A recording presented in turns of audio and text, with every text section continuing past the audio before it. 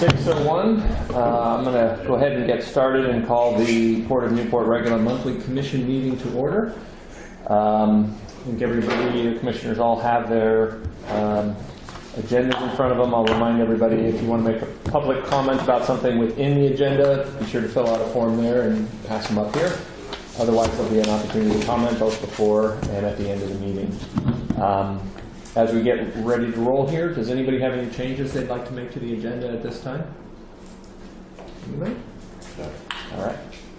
We will move into the first public comment period. If anyone would like to make a public comment, you have 3 minutes to do so. Please state your name and make your comment. Okay, nothing seen or heard.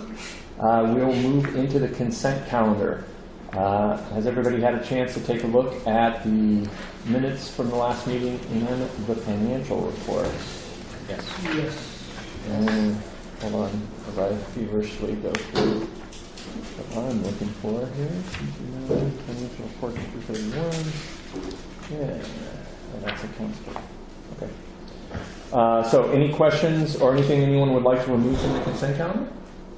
I have a question. Please. On the Rondy's Inc. gear storage, I just wondered if that 90 days, we have 90 days notice moving forward as to changes. And so would that also work if we wanted to change something, that we would give them 90 days or? Well, hold on a second. We're going to end up talking about that. I'm just doing the consent calendar. Oh, okay, because I saw Rondy's down Yeah. there. Okay. Got it. Okay. So, but we'll get to that. Yes, thank you. Yeah. So at this point, though, I will need a motion to accept the consent calendar as it's been included in our meeting packet. I move to approve the consent calendar as presented. Second. Okay. We have a motion and a second. Any other discussion? All those in favor? Aye. Opposed? Okay. Motion passes. We'll move into the old business here. Since there's been no items removed from the consent calendar, we'll move into the accounts paid.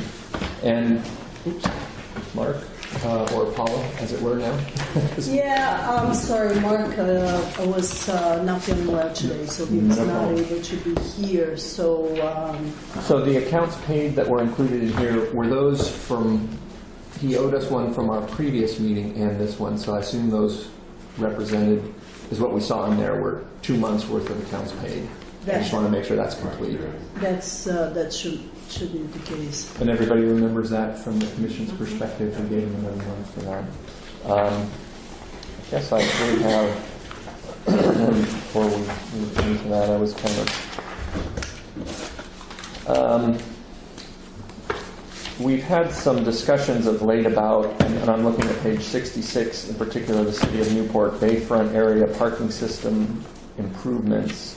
That's $6,000, and sort of might be looking at Aaron in a little bit, kind of less at Jeff, but was this, we've had this discussion before, I think, and it had to do with, are we getting our $6,000? One, did we pay our $6,000, and what are we getting for it, and should we keep paying it? And yeah, so what does this one represent? That one is the fiscal year 17-18 payment toward our obligation to the parking district. The 16-17 fiscal year, I don't think we made that contribution. It doesn't look, according to our records, like we did, and Derek was going to double check the city's records. Mm-hmm. But that was the 17-18, fiscal year 17-18 contribution is what that was. Okay, so in our next budget, do we have money to pay for the previous fiscal year? There's no, we didn't budget for anything moving ahead. The intergovernmental agreement has expired, so we didn't plan on paying next year's yet, and I don't know what status is on 16-17, so I'm not sure.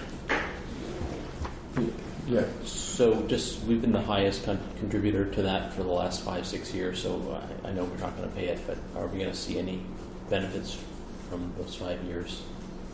Well, I really don't know what what we were looking to get out of it originally from that IGA. The way that I understand the IGA, it was a 2-year deal. Right there toward the end. I don't know how, I never went back and looked at how it was formed or what we were trying to get out of it at that point. I know there somehow the use of those couple of fishermen's lots that are down there on the bayfront was part of it. I understand that it wasn't the intent that we were supposed to make revenue off of it, but yeah, we're the highest contributing single line member, and I think the whole point was that we were supposed to. It was a way to capture, because if you get a business license on the bayfront, you have to provide a certain number of off-street parking spaces per business.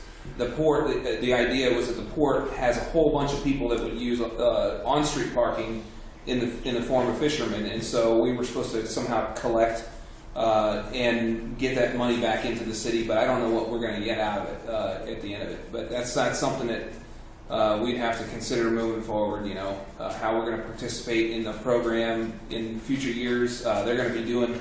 They're going to be, well, I say going to be, currently it seems like the momentum is driving toward metering the bayfront at the far end, at the western end, and then down on our end it would be a mixture of paid permit parking and time slots. But that's kind of the short story of it.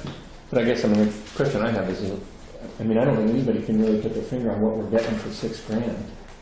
What do we make for that? Like in commercial fishermen parking times? We don't make really anything out of it. Right. It gets passed. It goes through us straight over to the city. Is what it is. Okay. It's never been a revenue generating thing. So, Jeff, thoughts? I think it's supposed to be what Aaron said, is in lieu of something else for businesses, the fishermen, the boats are businesses, they don't pay into the parking district, but this is a way of having revenue go to the city like other businesses have to pay into parking districts. Seems like it's more to provide a service, because we have our business over there. We're providing service to the fishermen. Therefore, they got to, that kind of comes with it. Somehow, that's how I'm looking at it. Yeah, I think from what I heard. It's basically a public service kind of thing. Yeah. And we were designed to be a middleman. The fishermen pay their money for the parking permits, and that money's about that $6,000 or $7,000, and then it gets paid to the city. So the city devises ways to make money to keep their parking assets up. This is one, and the metering and permitting is designed to increase revenue and streamline the flow, get turnover in front of businesses, and it's part of the whole plan to increase the flow and to make money to maintain their parking assets. Well, I don't mean to be super critical, but I just really see $6,000 just kind of evaporating a little bit. I just haven't seen tangible benefits to it all that much. And I think the city, rather than, I think as a commission, I kind of feel like I just want to know, at least conceptually, what our $6,000 is supposed to get us. I hear what you're saying, Jeff, but I also hear if they're going to meter down there, they're certainly not going to give us any money back. Or, I don't know, I'm just a little bit, I'm not asking the right questions. I sort of don't know what I don't know. All I know is we're paying out $6,000, and I don't feel like we're getting anything. Do you want me to look into the IGA and have a conversation with the city about this, just to get all those clarifications? And I agree. We got to have some benefits to it, but I don't know what those are right now myself, because I'm not familiar with the agreement. Walter? So, yeah, when we first started paying into it, we were losing money. I think we were only charging $25, $35 for the parking permits for the commercial fishermen, and that's why they got raised. So it was a break even. But the reason they formed this parking district was to have people pay into it, but we were also supposed to be able to possibly leverage some of those funds if you're going to develop parking. I know that was part of the conversation you were talking about, expanding Port Dock 5, is that we might be able to leverage some of those funds if we're going to create parking, and so that's what this whole thing was about. So there is, I do recall now that Spencer, there is funding at the city. I think there was, last time I talked about it, there was about $12,000 that was available there to be able to commit towards some sort of project or something. I think they had looked, like you said, it was Port Dock 5, and then also he brought it up in reference to Port Dock 1 and the public access issue down there. But yeah, that's now that you mentioned that, I do recall that. So. Well, I mean, it sounds like in front of this, we've already paid this, I suppose, but I think before we spend another $6,000, I think I'd like, as a commission, I know it's not huge money, but I'd like to know a little bit more about what we're getting for that, or what's the intended purpose of it, and do they invoice us? That was the problem, is they had not invoiced us the last couple of years, and so that would have been the mechanism that triggered us to pay it, and we never got an invoice, but it was part of the intergovernmental agreement, so... Did we get an invoice this time? What's that? Did we get an invoice this time? What, to pay this one here? Yeah. No, it was an agreement that we were following through with, so... Sorry, that was kind of snickering. Well, anyway, I guess that's from my perspective. I don't know how the rest of the commission feels like. I know it's only $6,000, but I'd sure like to know Well, what. good to know more. Well, the agreement was we weren't to make money on it. That's one of the things that came up last year when there was a discussion of raising the fees substantially. We said, wait a second, when this was all set up, we weren't supposed to make money. It was a pass-through, basically. So we probably need to have a discussion further, maybe between now and next month's meeting, maybe it's a suggestion. And I was going to bring up something related to the parking meeting under commissioner reports.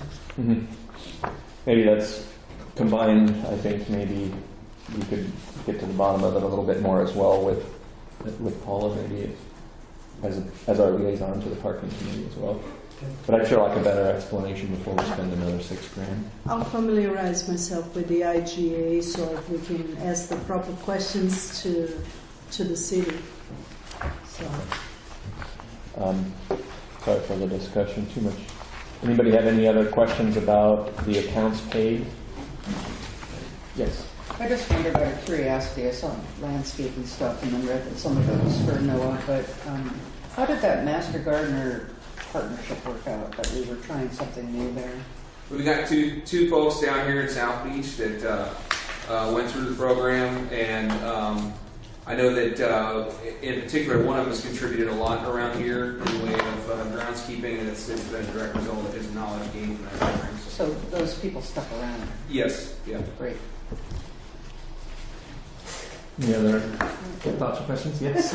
Well, I just was looking at the TCB, and it certainly is important to have good security.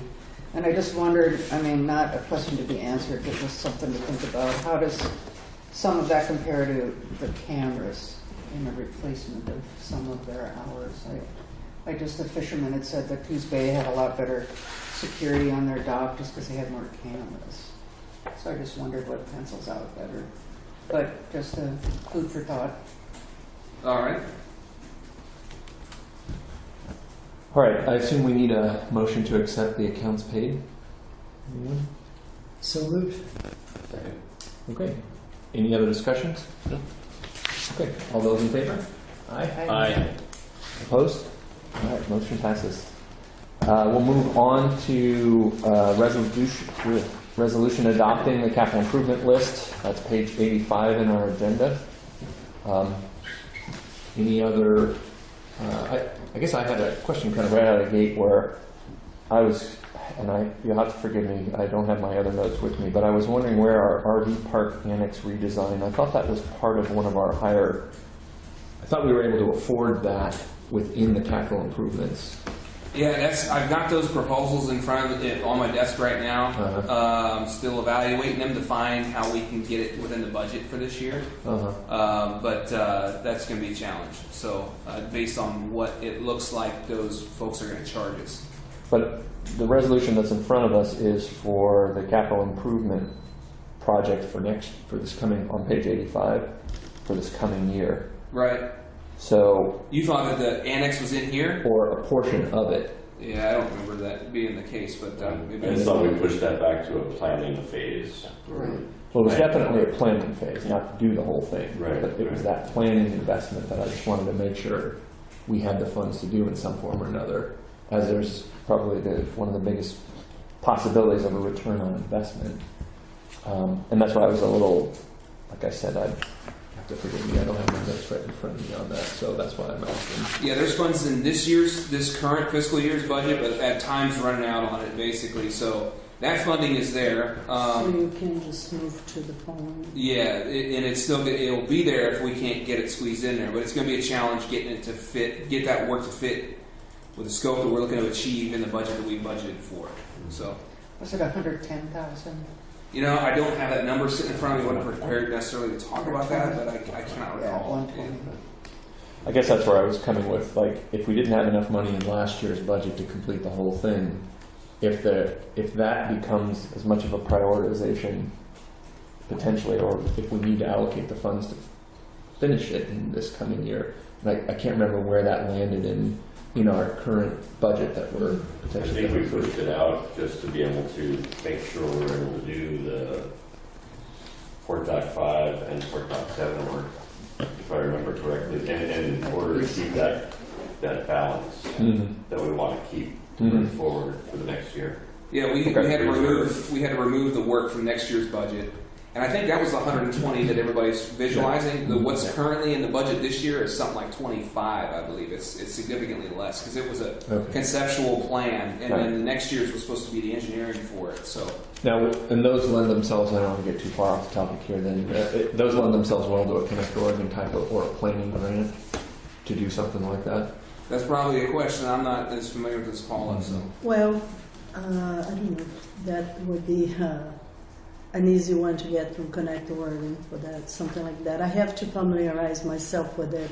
And that's one of the reasons I was hoping to get this to the next meeting so I would have a chance to go through all this. But since it's something you guys had already discussed, you decided to put in, I'm still a little bit on the edge because I haven't been super familiar with all this.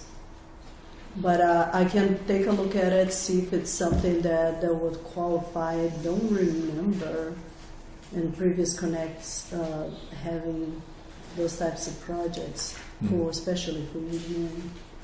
So, Well, I guess it's somewhat germane to this discussion, I guess. I just wanted to refamiliarize myself on where we landed with the RV park annex things that related to this. But are there any more discussions either from Port staff or from the commission on the resolution that's in front of us now? This has to do with capital improvement projects? Anybody have any Was more? that our NIT planning? Did that fit under this? The other professional services to assist in mediation, that discussion we were talking about. We moved that would be- into a different It's in, box, right? yeah, it's in a different part of the budget. So these would just be capital improvement projects as were outlined in our CBA, on our strategic vision. Yeah. More thoughts? I know we've treaded this ground, so we probably think we're pretty far along on those discussions. Does anybody have anything else they want to say about these? Keep them all in line. Then I will look for a resolution from anybody on this. I'll make a motion to approve resolution number 2019-XX. Doesn't have a number yet. What number would this, That's right. 20, Missing a number. 20? 20. It's not, Karen, you have a suggestion for us? that's what I'm thinking I didn't spring, but I'm looking up right now. Showing 20 on my list. That's what happens when I have a holiday. We can't call it the Memorial Day resolution. Now, what I'm looking up is It's already online, taken. on our website, what we have down as resolution. Said 04 was funding for Port Dock 5, so 201905 would be the next one. 201905? Yes. Oh, no, that's the... the double X's. Okay, if anybody else would like to take a crack at it. I will make a motion to approve Port Newport resolution number 2019-05. It just dawned on me. Second. That was Okay. Any other discussion? Okay, all those in favor of the resolution, or the motion on the resolution? Aye. I Opposed? Okay, motion and resolution passes. The next item on our agenda is a resolution adopting compensation plan. That's page 87 on the agenda. Again, I think we've discussed this at previous meetings.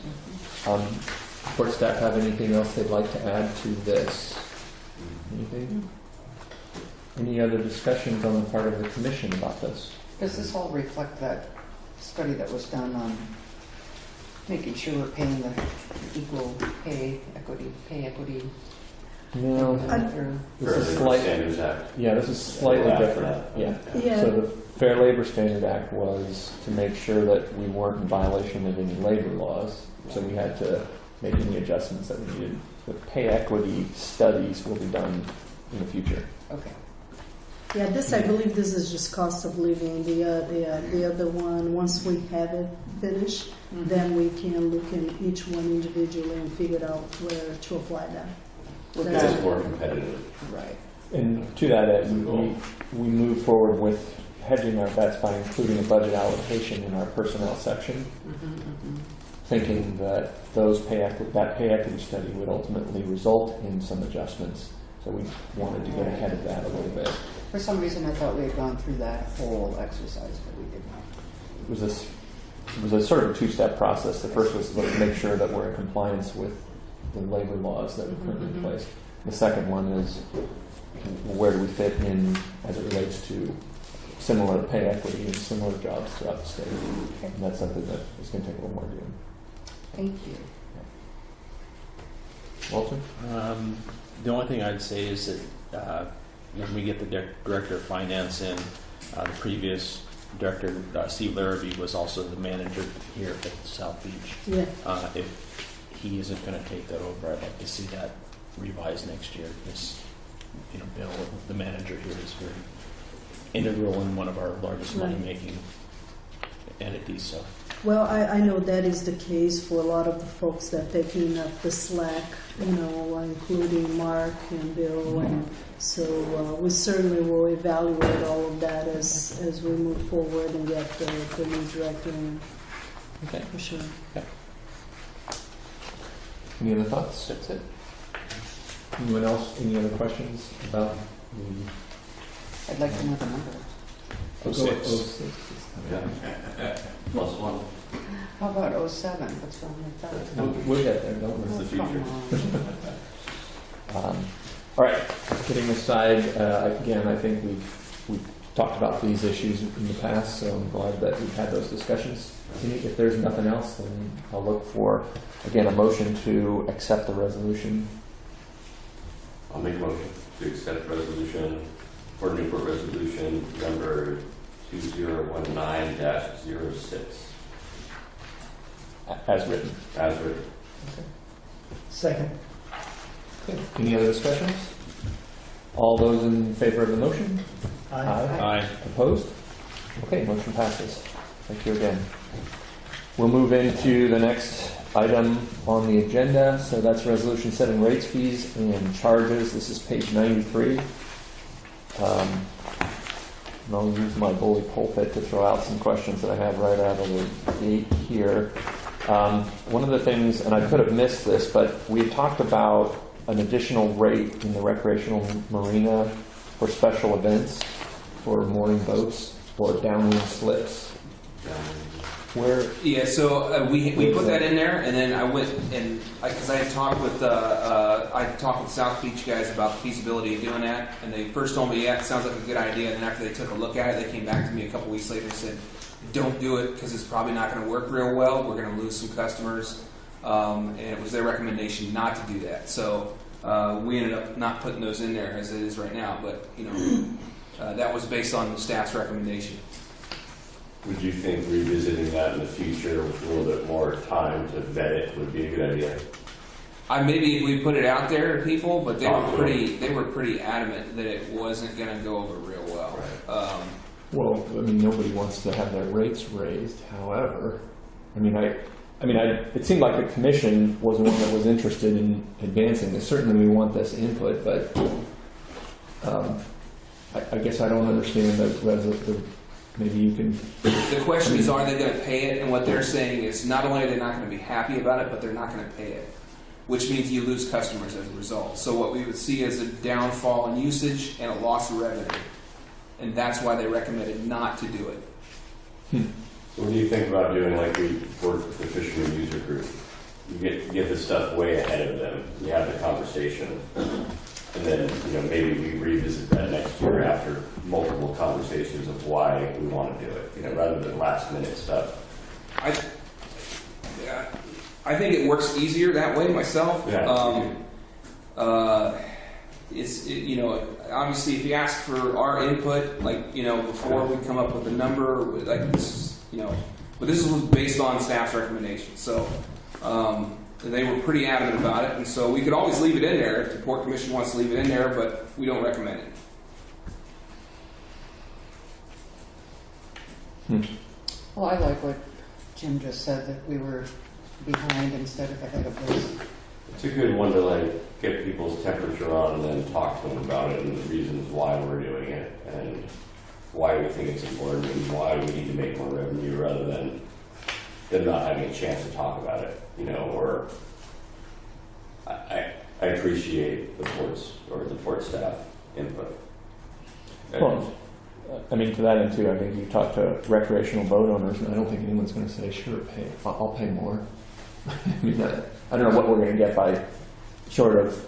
I mean, we have I guess I don't know. I don't want to spend too much more time on this, but we do have a precedence for doing this in the RV park. We take our RV park, which is sort of our goose that laid the golden egg, and we say to those folks, "Pay more if you want to show up here on Seafood and Wine, 4th of July, etc." And I'm sure they probably grumble a little bit, but it's probably pretty standard practice. When was the last time it was raised? We're talking about a new rate. A new rate. For a different rate. So the hardest part about For doing more that, desirable slips and stuff. Mm. The hardest part about doing that is, I would say, 70% of the people are maybe 5 or 6 times a year users. and it'd be very hard to capture them unless we actually told them. If we talked to the users this year and said, hey, we're going to raise the rates next year, Mhm. Otherwise, they're just going to come in, and it's very hard for us to reach those people. When we're changing the ordinances out here, we do have a South Beach Marine Users Group, but it's mainly the liverboards. But it's very hard to get to the partial year and then the transient mortgage to people to get their input. So if we want to get their attention, we would need to contact them this year and say, hey, we're thinking about raising these rates, and then individually contact all those users and say, give us your input now. Otherwise, they're not going to come here to a meeting, or if we have it with someone from Idaho isn't going to come to a South Beach Marine Users meeting. What was the thought? I forget.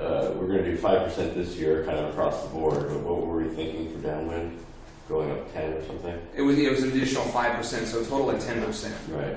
And the initial feel that I got from staff, it was a very quick, time is very much a factor in all of this, because we had a budget meeting. The suggestion from the Port Commission was raise those rates, so then I went back to staff and said, But the "What do you staff think?" initially said for us to do that, I think. It was their suggestion to bring it up. It was initially came from the staff that said, hey, you guys should think about. Okay, well, I went to them and I said, hey, what do you think? And they said, looks good. And then when I had a regular meeting with my folks, probably a couple weeks after the meeting, I said, all right, we got these rates put in there. You guys are still good with them, right? And they were adamant, no, don't do it. We're probably going to lose customers because of it, and it's going to be extremely difficult to implement. So I said, all right, we're going to have to pull that back out then, and that's what you see here. Was that the special use fee again as well? Yeah, it was. So people would consciously not bring their boats or whatever to live on while they were going to Seafood and Wine or 4th of July? That's what they believe. They said it's probably not going to be a good fee to implement. We shouldn't do this. Like I said, the choice, we could leave it in there if you like. It's up to you. But that was the recommendation, was not to do it. Well, I don't know. I was just surprised to not see it in here after that discussion, but I understand you had more discussion. What does the commission feel like? I think it's something we gear up with information to do next year, you know, and talk to them. It doesn't equal a giant dollar value, and it's good to keep these people that love the port as our advocates who really want to be here.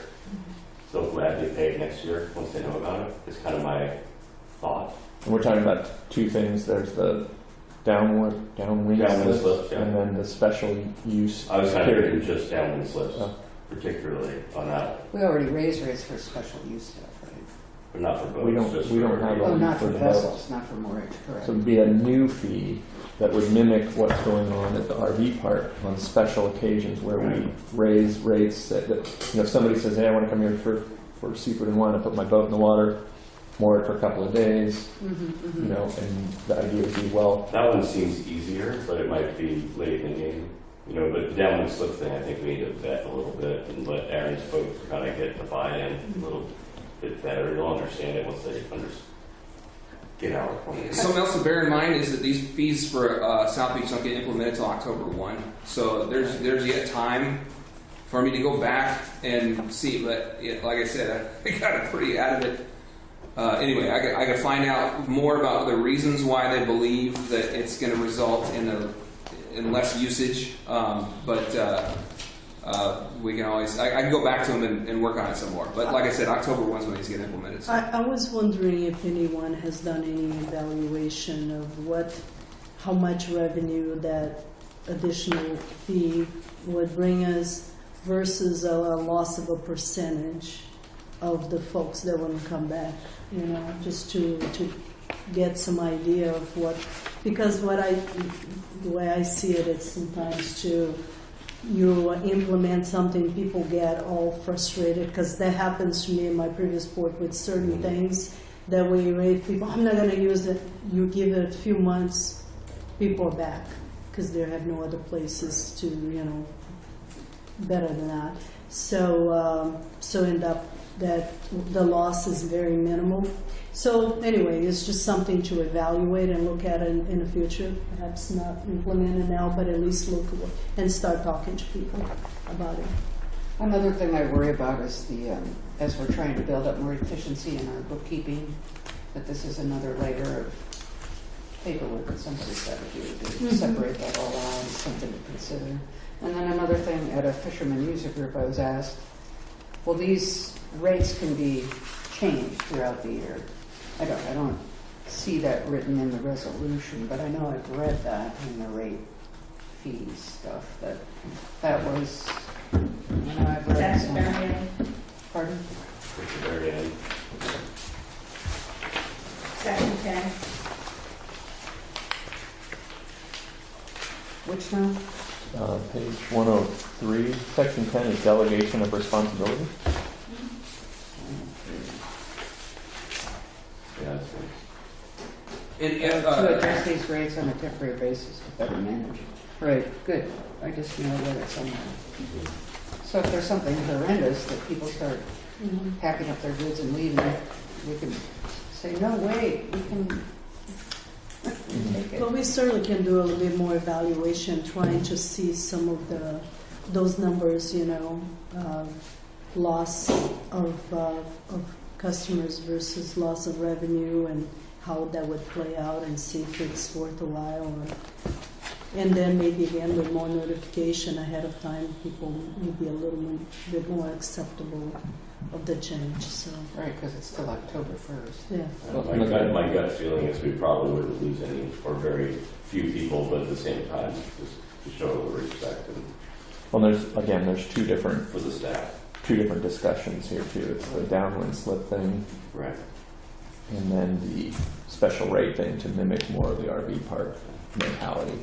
And do we charge a premium for day dry camping or the annex as well? If I remember right, so on the dry camp, I believe that surcharge. Hold on, this is that the park manager's recommendation. High traffic surcharge, seafood and wine. No, we still got it in there. That's what it was. We were talking about raising it, and he said that if we raise that surcharge for dry camp, he said we'd get into a territory where we're probably going to lose customers there too. What page are you in? This is page 99 of 145. I guess that's where some of this is going is that if we already charge these premiums as outlined, like you said, on page 99, there's Memorial Day, Labor Day, 4th of July, seafood and wine, for the RV park, why wouldn't we do it for the other as well? I mean, it's just an opportunity to generate some revenue that I think is it. So is it going to make or break the bank? Probably not. But it has to do, I think, with equitability and potential revenue results. Yeah. I don't have a strong opinion either way. My own opinion would be to defer to staff on this one. Mm-hmm. Maybe like Jim said, get ahead of it next year. And All right, so I don't want to belabor it anymore. As long as the commission feels the same way, I don't, that we don't follow that, or we essentially stick with what's in this current meeting packet. I like the current meeting packet just because we can get geared up better. And certainly, even though you have that section that delegates to the general manager to make those changes, if we decide to go that route, we will bring it back to you and let you know. And were we going to adjust these rates so that we didn't have $7.61? Weren't we going to round them? Didn't we have that discussion? Well, what I remember on that, what percentage is next? What page are you on there? Pretty much throughout the entire rate sheet. Yeah. Makes more sense. Because if you look at the percentage numbers, those are round. No, but I mean, Yeah, nobody the cares. I mean, people I think care a little less about the percentage. Yeah.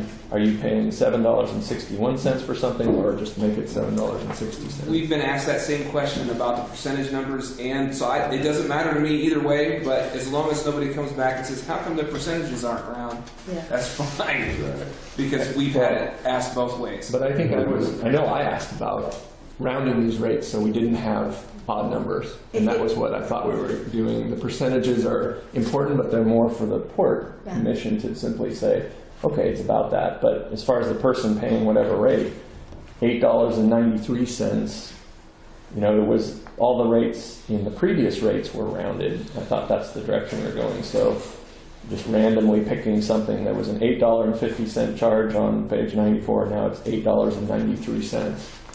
In Fort County, it is a little bit of a nightmare. 8.95. Huh. Fort County, it's a bit of a nightmare to have all those odd numbers. Yeah. I mean, I don't know. It's definitely easier if it's rounded. It's You just can't have them both rounded, that's my point. So Yeah. we're fine. We'll round them however you want to round them. Anybody have a problem rounding numbers to something that's a little easier for a county?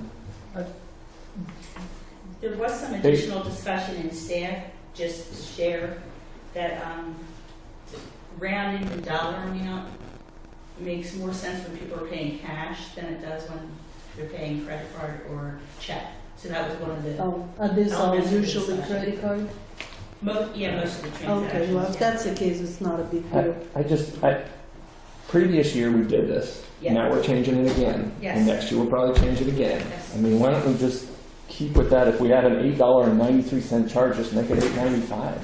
It's why do we been care? prepared both ways. Actually, I mean, staff still got to key this in, so it's still kind It of. just makes, Y is buying 5.1% versus 4.8%, But I don't care either way. Really. I see your point, but then Sharon's point as well, because the percentages are different. Well, basically, the answer to that would be, say it's 5% charge or raise, in which we'll be rounding it to the closest next round number.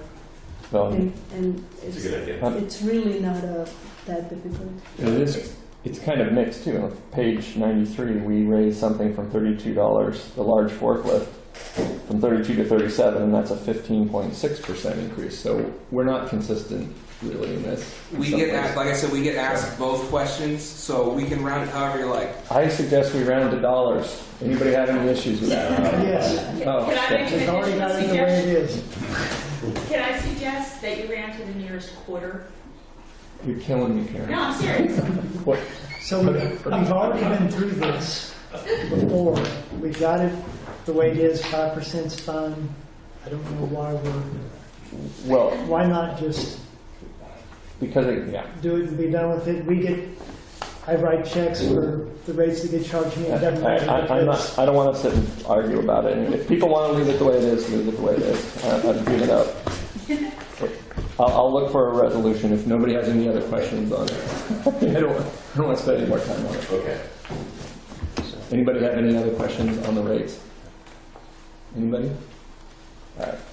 Then I think we are up to, I move that we approve Port of Newport Resolution Number 2019-07, a resolution setting rates, fees, and charges. Second. okay, any more discussion? All those in favor? Aye. Opposed? Okay, motion passes. Moving on to the next thing. F, item resolution adopting fiscal management policies 105. So, discussion from the port on this? Any other? Where are we at with it? Is it The only Done. changes from the last time it was presented was formatting. So it's actually the same document, formatted to match our other policies. And then the resolution has an additional term in there to address how changes are made. Those are the differences from last time. When it was presented in February.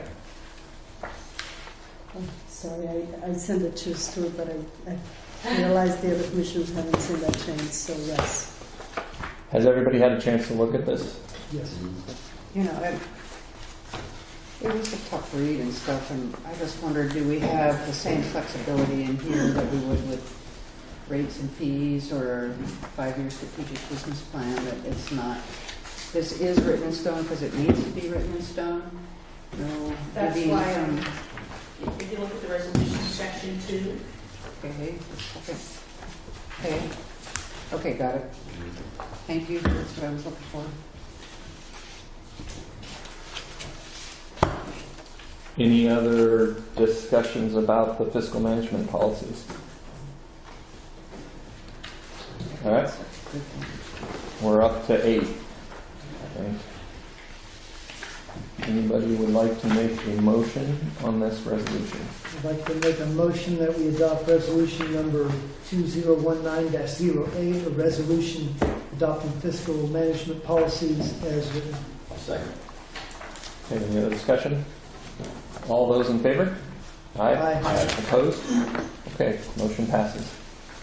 We will move into the next item. Item 10, or page 123, lease negotiations with Rondis Inc.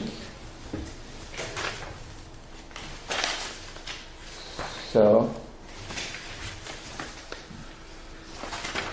that's staff. Yeah, so we've got, we to fill you in on what we came up with for the gear storage lease on the Rondis property at NIT. Got a couple pictures here because I figured people would want to know kind of what we were talking about or where we were looking at. So the proposed, the lease rate that we got from Rondis is going to be about $2,000 per month for 2 acres, which is what you can see outlined in orange up there around the outside here. We got we excluded this portion over here where the where community ice is going to be setting up.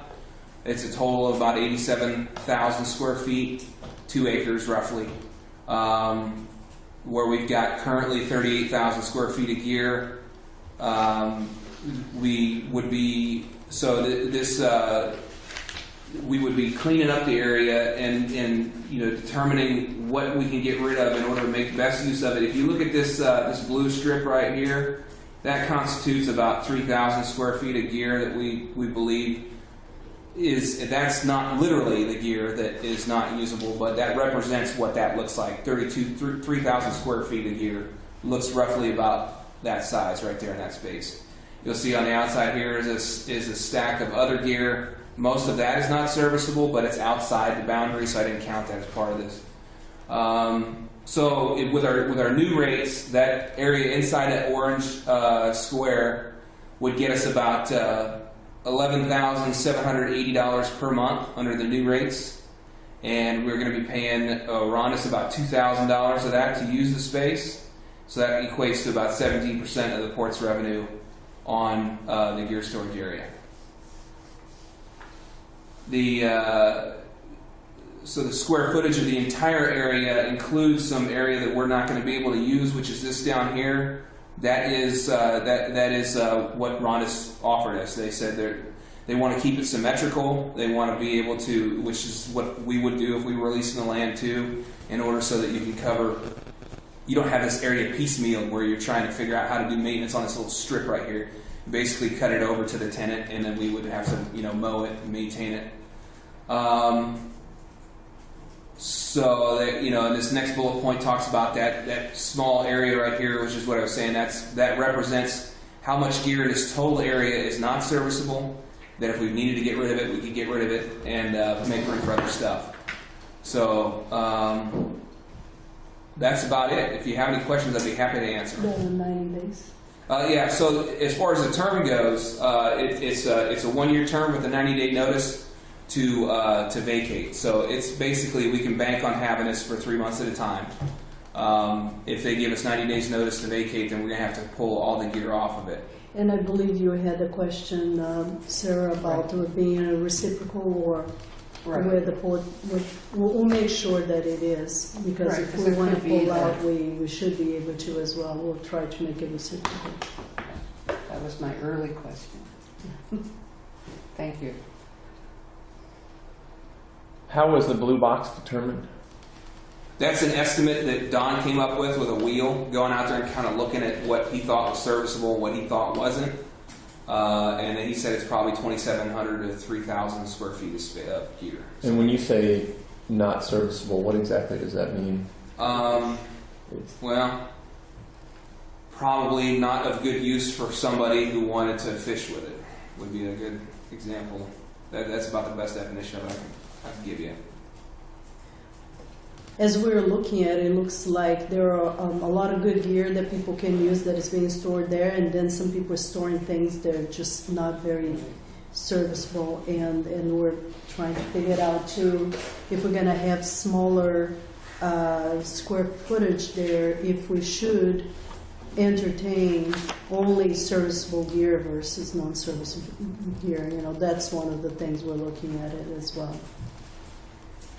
One thing that is a time factor for, if you're talking serviceable or seasonal, they're, none of the fishermen have a crystal ball. They're involved in a lot of fisheries, 4 or 5 fisheries each vessel.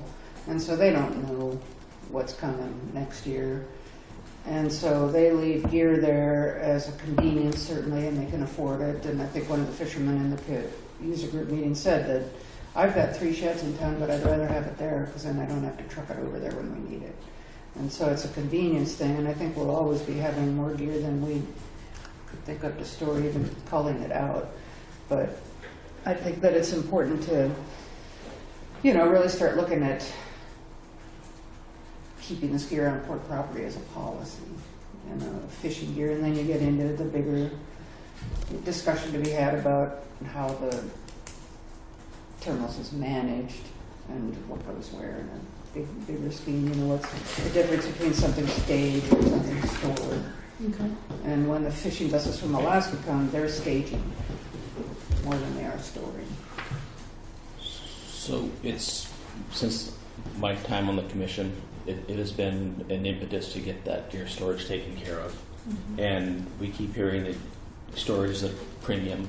Mm-hmm. And we already have a policy in the commercial marina that the fishing vessels have to be actively fishing. I think that we should, if we're going to start having to pay a lease for this, I think that we need to make sure that it's actively serviceable or actively fishing gear.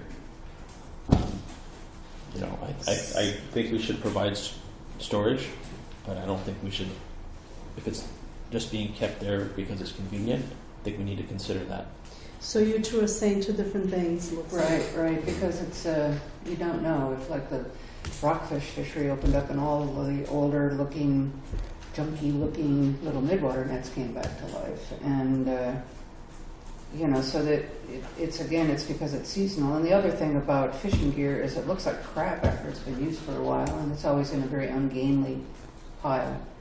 And so people can walk through there and go, oh my God, what a bunch of crap. I go through there and I go, no, that's a $175,000 speckled cod end, or that's a $210,000 midwater net for, hate fishing. And so that's kind of the rub, is that you look at it and just want to get rid of it, but it really is being, by and large, used.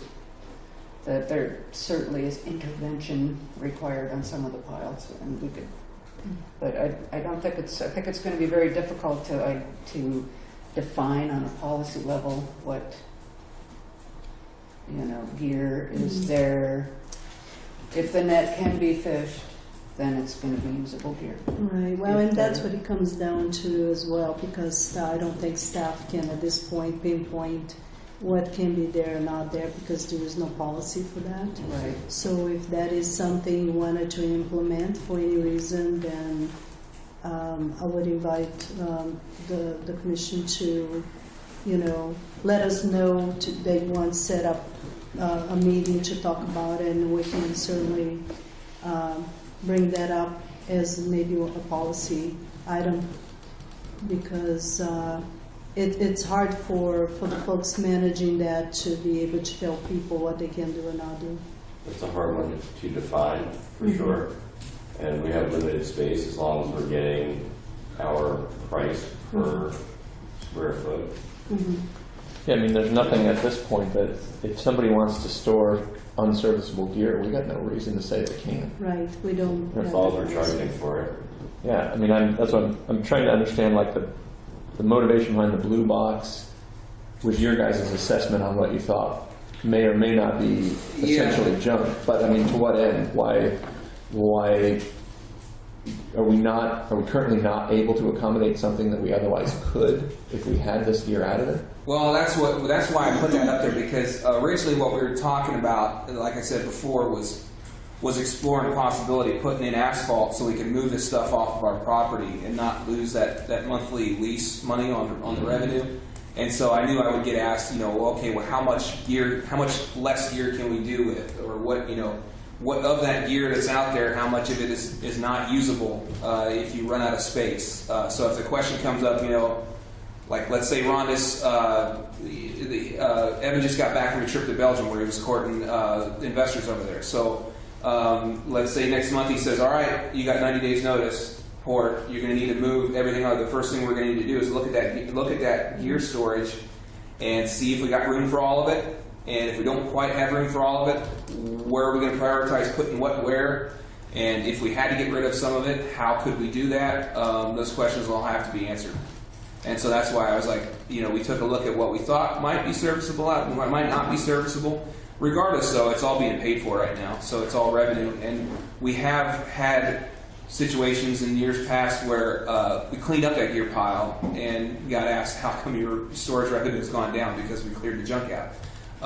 And we've been put on the spot with that before too, and we don't want to have that happen. We want to be able to explain exactly why we're doing what we're doing, and if we're going to lose 3,000 square feet of gear that we're storing, we want to be able to explain what it is, where it's at, why it is, all that stuff. So,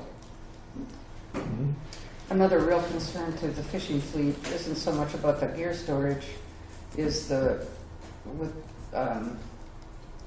Community Ice going out to the roadway on their corner of that area, there will no longer be places to stretch out the midwater nets. And so we're losing a service to the fleet. And we're the only port that I know of in Oregon that you can still stretch out a midwater net to repair it. Sarah, can we hold off on the community ice till the next one? Okay. And then we'll Yeah, I was finish just saying this that the and- logistics of seeing that picture, as you can see, that Yeah. Community Ice breaks up the long distance. Yeah. Yeah, but thank you. I guess to this end, one of the questions I have is, because we have a different sort of lease, do we have a lease or a storage agreement with each of, I assume we do, with each of the people that are storing this gear here? And won't those storage agreements have to be updated again to, I've never seen one. they say, But I so would think it's a that license. in that, they would need to be able, we need to be honest with them. No, it's we bill them as they store it. They sign an MLA and then we bill them. It's like a service. It's like So each time they store it, they have a time frame when they're gonna need the gear back? no, it's if you store it, you get billed for it, and then as long as you're Yeah. You got an But MLA in we place. get to have some sort of contract of some kind, permits or whatever, that says that we will maintain that year. I mean, this is where I'm going with this, is that it seems like right now there's an opportunity to formalize something that's informal. Yeah. And it's an opportunity to clarify that, I mean, we have to be honest with people that in Yeah. theory, We mean they that may you- have 90 days to get their junk out of here, That's number true. one. Yeah. Number two, if we're going to have to, or their equipment. Fishing gear. Let me rephrase That's all right. immediately. You get Um, one freebie.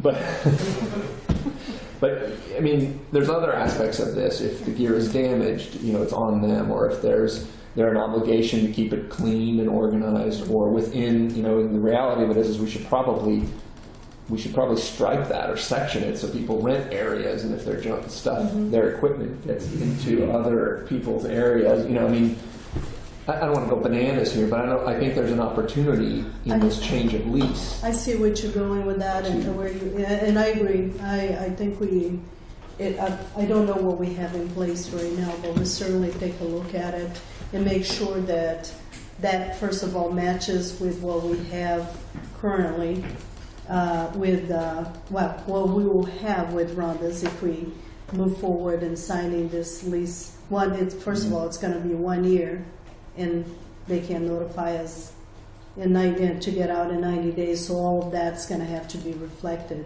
If someone wants to store something for more than 1 year, after that we will have to have a clause that will be on, you know, availability basis.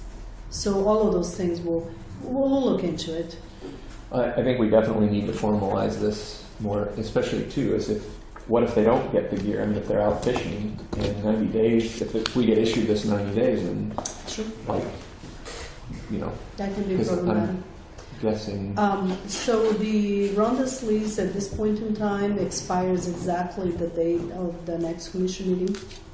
So we could do a couple of different things here. We could move forward with the Rhonda's lease with the caveat that we'll look into the agreements with the gear storage for other folks. And move forward finalizing that document with your blessing with the terms that we presented, or we could bring that back along with a form that matches for the year, and you can decide to approve that on the next commission meeting. We'll let Rhonda's know that we won't have that until the day of. So it's your call, or you can allow the staff to negotiate that and finalize it, or whatever you prefer. well, I think with Rhonda's stuff, it's pretty cut. I don't want to say it's cut and dry, but I think it's be more to come up with storage agreements. Yeah, and we Is what can I bring think something back. needs to be formalized.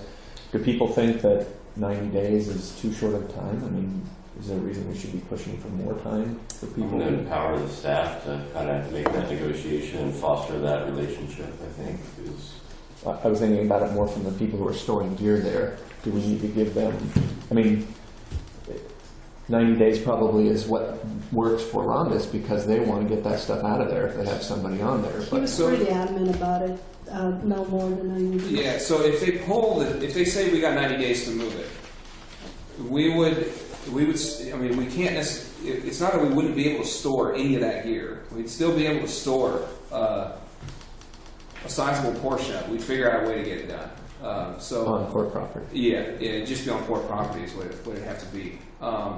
Unless there's basically coming up with new agreements before the next meeting. The reason why the system, I think, has grown the way that it has is it's because it's really easy. It's very flexible, obviously, which is, like you said, it's informal, so it's very flexible and easy for the current staff to manage in the manner that they bill and things like that. So if we seek to change that stuff, it's going to take us some time to get it changed properly. What is the best way to manage it if you do change it? Yeah, that's Yeah, true. and it's gonna. So I don't want to make I don't want to. If it's Port Commission's priority that we get that done quickly as we can, we can rack that to the #1 priority and come up with a whole new way of doing this. But I want to make sure that if we're going to do that, I got to talk to the guys that are doing it first and foremost, and the people that have done it for years to figure out what the challenges are before you start making decisions from this level that affect what happens down here. When you say redo the whole way we're doing this, aren't we just talking about clarifying people's responsibilities for their gear? I'm not talking about some massive revamp. I want to make sure that people are aware that if push comes to shove, they have 90 days to get their stuff out of there. Okay. That they maintain it, and so it's not spilling into the areas, so that there's an ability to get forklifts in and out. I'm not talking about a novel here. I understand which way. I least don't that's what I think it plays so much on the operational side of it, Yeah. but it's more of making sure that we have a way to get, we're not in trouble, in other words. We don't have a certain obligation because all of a sudden somebody gave us a 90-day notice. And I personally think that we should have some documentation of some kind that gives us a better guidance on that. But we can still play it a little bit looser on the operational side and how things can be moved. But we got to still reflect that on an agreement. What problem are we trying to solve? That we have no storage agreement with anybody short of, hey, I'd like to store some gear here. Okay, how much space? Go for it. That's the extent, as I understand an it. issue? Well, It's revenue. It's changed. We're leasing it for 90 days now instead of Yeah. a longer period. And so if Rhonda's All more wants, reason to get out of there and put it on our own. Yeah. well, if we can keep it on there, we should keep our land free too. We need to tell the people who are getting storage from us now that the way that we're managing the property has changed now. We were going from a yearly lease with Rhonda's, now it's 90 days. And we need to tell them that, in all honesty, to make sure that they know what can be happening, and go from there. Are we considering telling people that they have to take No, they just need to fishing be. gear back in total? No, they just need to be. Aware. Unless They need to Rhonda be takes made it back. aware that. That. Well, if they take it back, we put it on port property. They may need to understand that with a notice within 90 days, that gear may not be located there, may be located at a different location, for instance, because right now they're expecting it to be right there. They've been living kind of with this. Mhm. Rondies could change their mind. Mhm. So there's been a lot of uncertainty for quite a while. Right. It would be nice, at least now there's a certainty of the 90 days. So can we just send everyone a one paragraph notification? Mm. It doesn't have to be anything complicated. I really don't think it is, but this is one of the first jobs I had at the ports. It was contracts administrator for the Port of Portland, and I really think having things in writing eliminate a lot of misunderstanding and problems with people in general, and it gives you a better tracking as well. That's my take. I don't think operationally we can still keep doing what we're doing, but we just got to reflect that on paper. So does how this we- go for all storage on port property, not just the terminal? Maybe it's something we need to look at. I don't know. I think I mean, Paul it's has hit a something. policy issue that we've barely gotten our feet wet on coming up with an operations plan. And so I think the long-term solution is to, if you want to try to block up very ungainly pieces of gear and stuff, that's going to take a while to come It up may with take a while. changing how you Mhm. store it, but just the fact that, we just raised the rate 68.8% on their moorage for the fishermen out there that use it, and I think it's good faith to send out something that says, we're not kicking you out of storage. Mhm. I think if we could make that clear to them, that there's going to be places for you to store your gear, Mhm. but there's going to be changes, the lease agreement changed to a 90-day, and we were busy trying to figure out how to, but I think the fishermen need to have assurances that we're not just, get your junk out of here or something like that. It's a solid, Throw me under the transparent bus. statement. Well, what we're we talking can about just here is, listen. I think, the port getting out of these handshakes and Yeah, more into formal I agree agreements. with that. And by simply, it's just like buying a parking pass. On the parking pass, it says, if your stuff gets damaged, it's not our fault. That's exactly We don't right. have a thing like that I'm aware of for the storage. See, I'm And not sure. there needs to be expectations both on the part of what the person storing the stuff can expect from the port and Yeah. vice versa. And clarifying that is there's an opportunity to do that now only because this lease has changed. So it's an opportunity to provide that clarity so that everybody's on the same page is the way I'm looking at it. But Jeff, look. I would suggest communication is a key, because we saw what happens when a change was tried to put through without communication, and then this past year, Aaron and Terry did a good job talking through the commercial fisheries users group with, hey, here's what we want to do and why. And Absolutely. there was a lot of good acceptance, so I would just suggest that maybe even there be a meeting Yeah, with you- the commercial fisheries users group, just so that there's communication, this is why, this is what, that can go a long way. I agree, and and the way I look at it is something that protects both parties, because again, we're keeping people's equipment that, how about if somebody comes and steals that, then who's responsibility?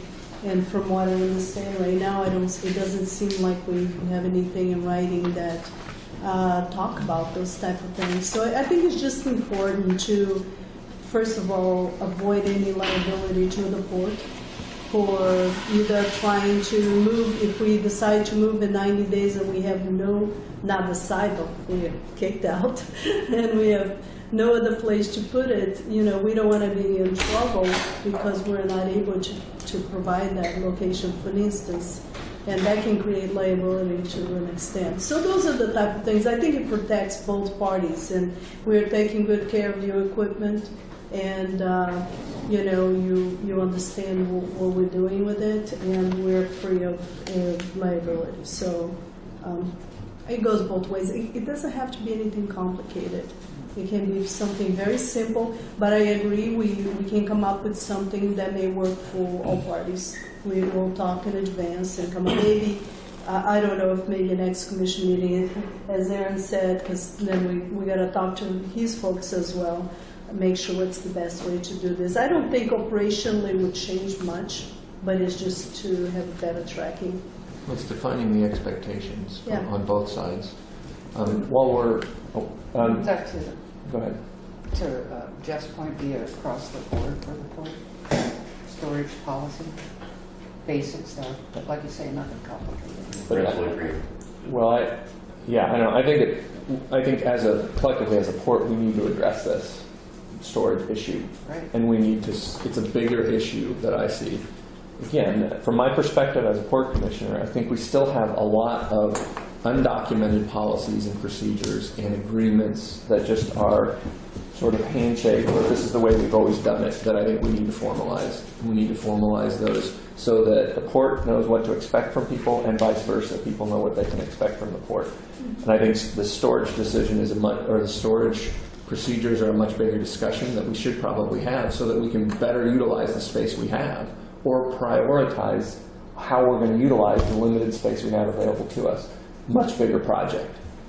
I think to me, is a very focused discussion about this specific area that doesn't belong to the port, that we have essentially, it's a two-party lease almost, that we need to protect the port a little bit, and it's an opportunity to clarify. Yeah. Is this something that could be potentially added, if this is the direction we decide to go, could be added to the annual mortgage agreement? That's what we currently capture it under. I mean, that's where everything's at right now. So, So we already have it. Hang on a second. Look, Aaron's finished, and then we'll get to Jim. that's what I was going to say. Is it's currently like you fill out an MLA for all this stuff. That's where the agreement and all the legal information is. And it gives us the mechanism to be able to say you got to get your stuff out, or we're keeping it, or whatever. But So there is an agreement. it's on the back of the MLA. Although the document doesn't. It's sort of a one size fits all, and it's done that way because, like I said, it's easy to use. It's easy for us to use. It doesn't necessarily like. The question is it, does that fit the policy that you guys want to see here or not? I think it's probably best for us to have an MLA in front of us to talk about it and do it in a form fashion instead of shoot from the hip on that kind of stuff. But anyway. And I'm definitely doing that because I'm not familiar with those documents, so maybe it's my bad to even, from what I heard, it sounded like we didn't have anything, but it seems like we have something. I would like to look at it and work with Aaron and either making it better, or if it's what we need to do here, then we just need to be familiar with it.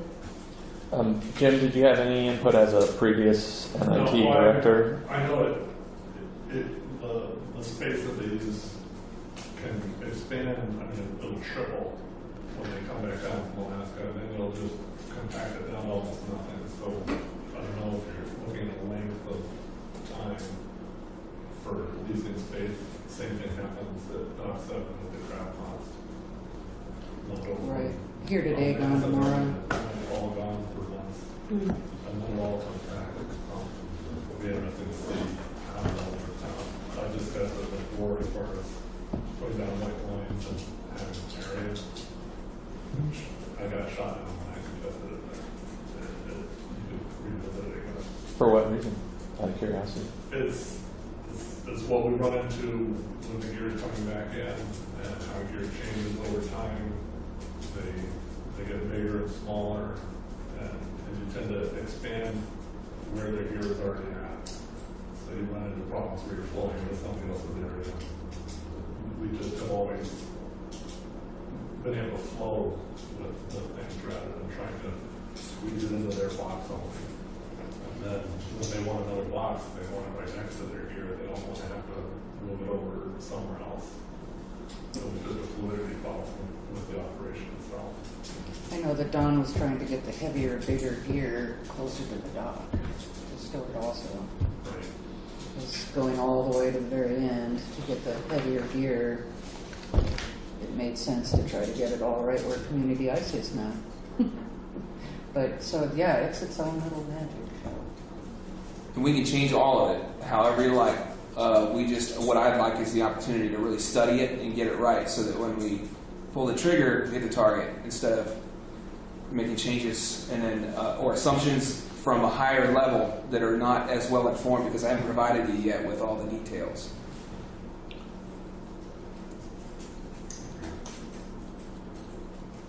All right, we just spent 20 minutes talking about this. Where are we at?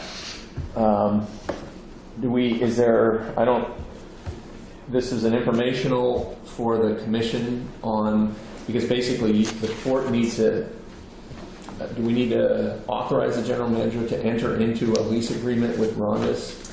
If you are happy with or at least, you authorize us to move forward with the lease as presented, we can put that in paper and have Rondis execute it, and then I can execute on behalf of the court, so you can certainly approve or give me directions to do that.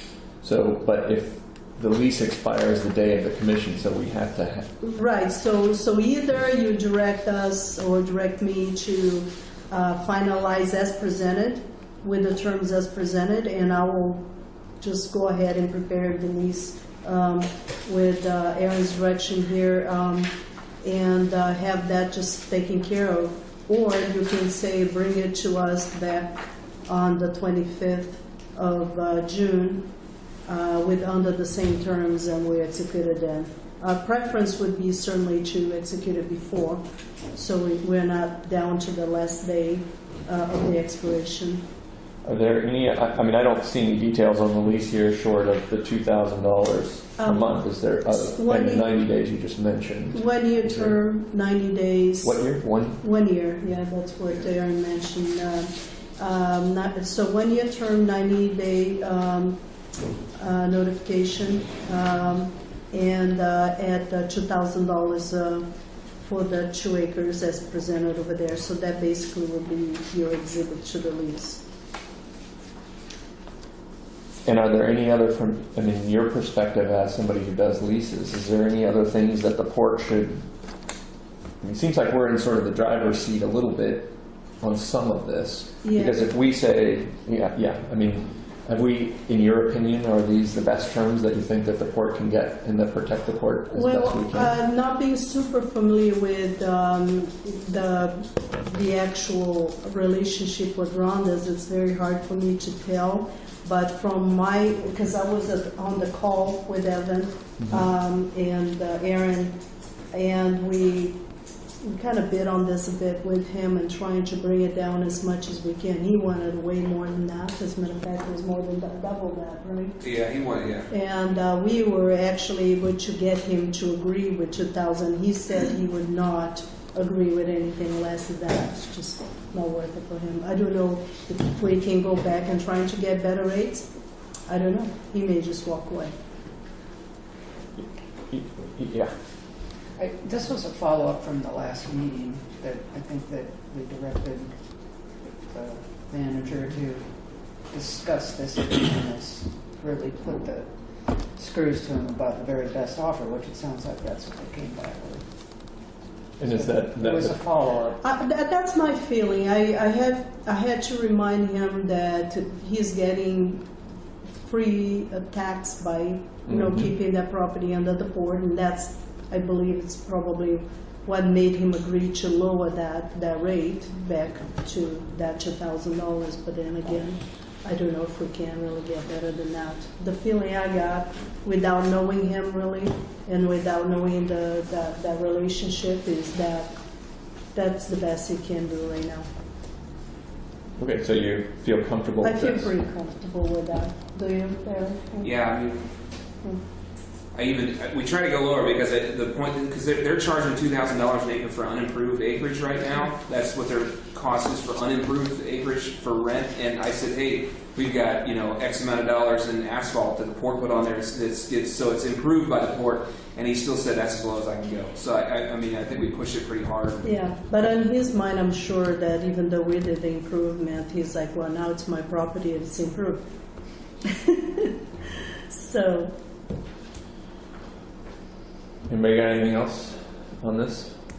I think the question to the commission is are we comfortable enough and is this far enough along in terms of these 3 bullet points that I see? It's a 1-year term, 90-day notification for removal, $2,000 a month. Are people comfortable enough with having the general manager move forward with the negotiation or the lease under those stipulations at this point, so we don't have to bring this back to the commission? I am. Jeff? I am. I thank you for putting this forward because I had wanted to see this and thought the commission should see it before we made a final decision with everything. Thank you for doing that. And I think the majority of the commission wants to move forward in that manner, and I'm okay with that. Okay. Walter? I'm fine. All right, so I don't think you necessarily need a formal motion, but it seems, or we don't need. I would suggest that You should, if I'm going to execute that, you probably should give a You want to draft that for us? Or if you just want to make a motion. Jeff, say scrap that in. It's just a motion, it's not a resolution. So Okay. I make a motion that the commission authorize the general manager to enter into contract negotiations with Rhonda's for gear storage lease at the rate of 2,000. $2,000 per month with 90-day what's the word I'm looking for? 90-day Notification. Notification by both parties. And what else? That's a There's reciprocal a third one. It's an annual agreement. for a annual. Yeah, for 1 year. 12 months, yeah. I'll second. Okay, any other discussions? Yeah. Okay, all those in favor of the motion? Aye. Aye. Aye. Opposed? Okay, motion Thank you. passes the other direction. Community ice is the next thing, sorry to No, that's interrupt that, Sarah. But Aaron, you want to bring us up to speed on community ice? Yeah, so this deals with where we met with Ed Backus of Community Ice, and he wanted to talk to us about water consumption because they're going to be we have utilities that is on their property that the port owns. And he wants to be able to access our water line so that they can provide water. They can get water for their ice operation. So we met to discuss how that might happen, and we worked with them on determining that we would charge them an administrative fee of $300 monthly to be able to do that, and then pass through the usage on that water line to them from the city. Currently, their plan is to get permits for temporary pilings right there off of that portion of the shoreline that I pointed right in here is where they want to put like a temporary float right in there, and they're going to be they believe they're going to be able to get the permits lined up before July, the end of July or so, and that's their plan right now. So we intend to allow the current license to expire, which is on that basically on this area right here. That expires at the end of the lease. At the end of this that 25th of June date is when that expires, and the further usage of it still has to get worked out. And I can answer any questions that you have on those points. I think Paula, you had talked about, when we work out the rest of the usage on that area, rolling other issues into it as well. I think. Yeah. But in any case, that's where we're at. And by other issues, we're talking about the power, either the transformer and the power metering area. Yeah, the utilities that are in there, get an easement worked out or something. I figure instead of just amending what we have, maybe, because right now what we have with them is just a license, because it's almost like a sublease in a sense, but since that is expiring and the whole thing is changing anyway, and our agreement would really just be to provide the water and whatever else, we start a new agreement that really wrap up all the service we provide, because we're really providing service more than anything now. That would make more sense than amending something that it was a pass-through before. And on the staff report and the $300 administrative fee with the pass-through, we aren't making money on utility sharing and doing something even with the big picture. It's not something that we're trying to make money on at all. But it does have administrative fees attached. Yeah. I'm really happy to see that accounted for. I never liked the fact that in things that I worked in the past that we just did this service, and we still have to get staff out there to look at it. And I would like to start implementing whenever we do anything like that we implement some sort of administrative fee, because in a way they're still coming to us. We still have some work to do.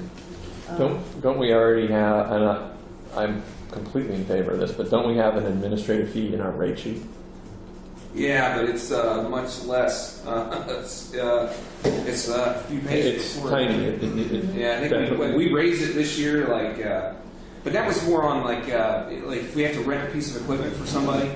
So if they need a aerial work platform, for example, we go up to Newport Rental, rent it for them, get it down there, and then we charge them for the time that an administrative fee on top of that. So this is different. It's structured differently than that. So it seems like it would be fitting to give its own rate, I guess.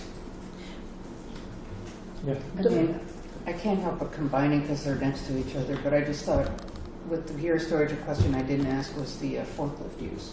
Would the fishermen be, because it's not port property, they could have their own forklifts out there? In the gear storage areas, is that what you're saying?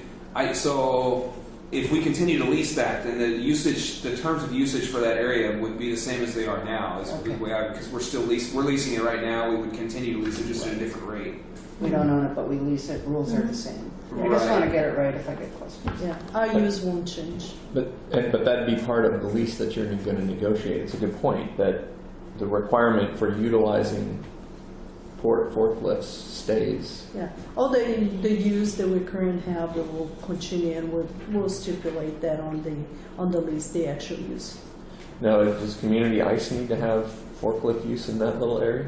So so like Paul was saying, what she's picturing is a new agreement on that whole area. So those terms of use would have to be negotiated. But I think they're looking to be able to use forklifts on their little sliver right there to be able to move totes around and stuff like that. Yeah, they have a forklift there. Yeah, and I think that's what they're looking to be able to do. But I mean, I guess I'm trying to figure out where the port fits into that. I mean, technically, it's their space; they can do whatever they want with it, right? Yeah. However, does that? I mean, I think the temptation has to be there to say, "Well, I'll just move that for you." Yeah. Go right next door and move some gear around. There will be some, So management if- on that. You know, Somebody it's- has a window right there to look out upon the scene. Well, I mean, I think it's. I don't know. I don't have a very good question, but I can see an issue here that we need needs to be formalized as crystal clear as it can be.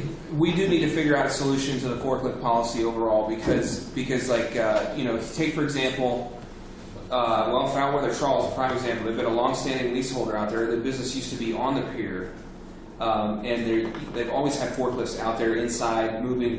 They need it for their work, right? So, and then you look at the Serene plant. They've got forklifts on their property. They're leasing that property off of us as well. So I think we need to somehow address the leaseholders and their use of forklifts in their work areas or something like that, so that we protect the pier and the terminal itself.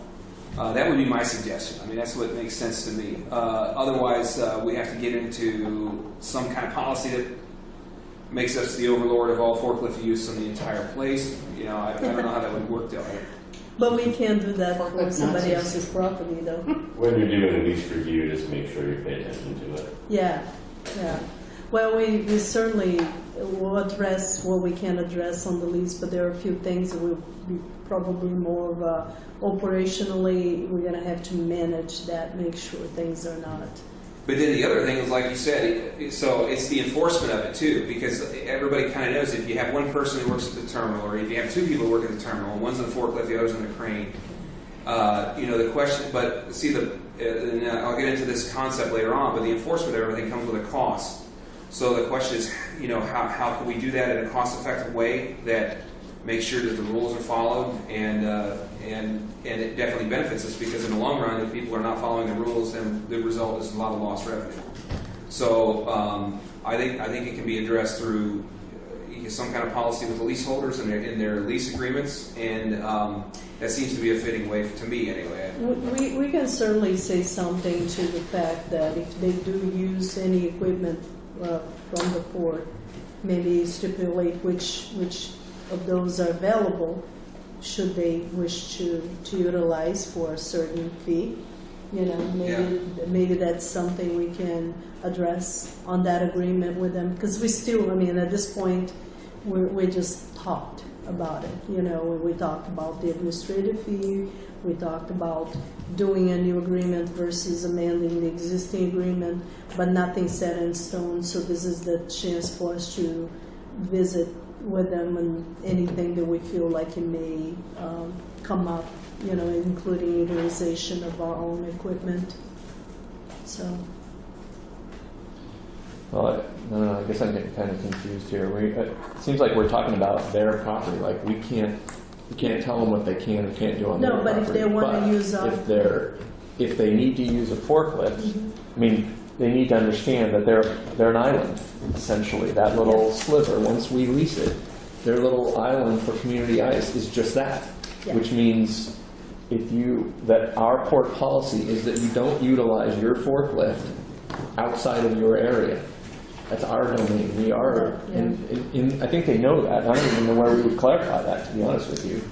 We can clarify that on the agreement. We can stipulate but that. we don't have an agreement Well, we'll have an necessarily with- agreement for the water, and we can put other, because we're going to have an agreement for the water and electricity. Water, power. Yeah. Power, yeah. So along with that, it's not typical because it's a different thing, but since we don't have an actual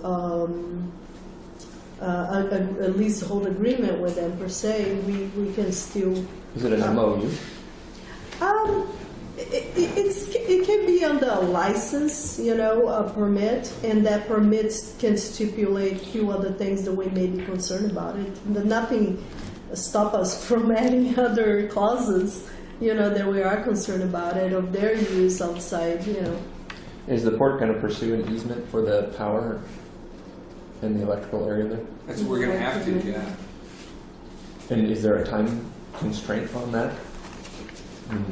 What do you want? July, August Yeah, is it would be what my we said? suggestion. This would be a prime time to wrap it up if we can roll it into their use of this little sliver of property here, especially because right now it's clear that they're benefiting from it. So, it should be a good time for us to say, all right, well, let's wrap it up. So, I think the sooner we get this, an easement formally in place for this power, which I think we're all scratching our heads as to how it wasn't put together before now. But I think the better off we'd be, from my perspective. It's just another one of these things that are these loose, informal agreements that we have to get out of. Mm-hmm. So are you guys saying that by the end of July you're thinking that we'll have some progress on this easement? I would say that before they are operational there, we'll make sure that we have some form of agreement, because I would hate for them to start using something that we have an obligation with the city, for instance, and not have an agreement. That won't happen. So maybe we don't have to have it in place, but you can give us an update at our next meeting as to the status of the progress on the easement for these utilities. Okay. Just reiterate again that Community Ice does split the use of working on midwater nets. It changes that. Oh yeah, your question. Right, where are we gonna work on midwater nets once? If Community Ice takes their property all the way to the roadway, right now, the big midwater nets will lay out the entire length of the pavement, and then we go like halfway through. One of the rows is how big they are to fix them. And so there's ways to be more clever. It would entail using the crane more, and stuff. And we have some equipment that helps make that work, but it's the main gear that the distant water fleet depends on, and all summer long there's an ongoing fishery here for the whiting fishery that these nets get damaged. And I can give you, but anyway, it's just something that would be a loss to the fleet. We thought in the long run as we address the loss eventually of that location, and maybe look into possible pavement in the back area there, that could be an area that could And be again, utilized, but it's not Equipment something. can help with that situation. Yeah, Time will tell. but that's something we would have to budget for, and but in the long run, it actually is something that can pay for itself very quickly. Especially now that we're having to pay 17% of the revenues to run this, maybe we should look at into the future from possibly paving Just again, that. that the fishermen know that this is under discussion and they're going to be invited into the discussion to raise a group meeting. Sarah, are you saying that also that while they're developing this lease that they should consider some I think it's always flexibility? something on an informal basis to what if our net goes past your property and we're on it for like 5 foot? Is that going to be a deal breaker? And it's something these days you can drive over. Okay. You can, yeah. So, Community Ice is basically right there, right? Yep. That's right. Right there.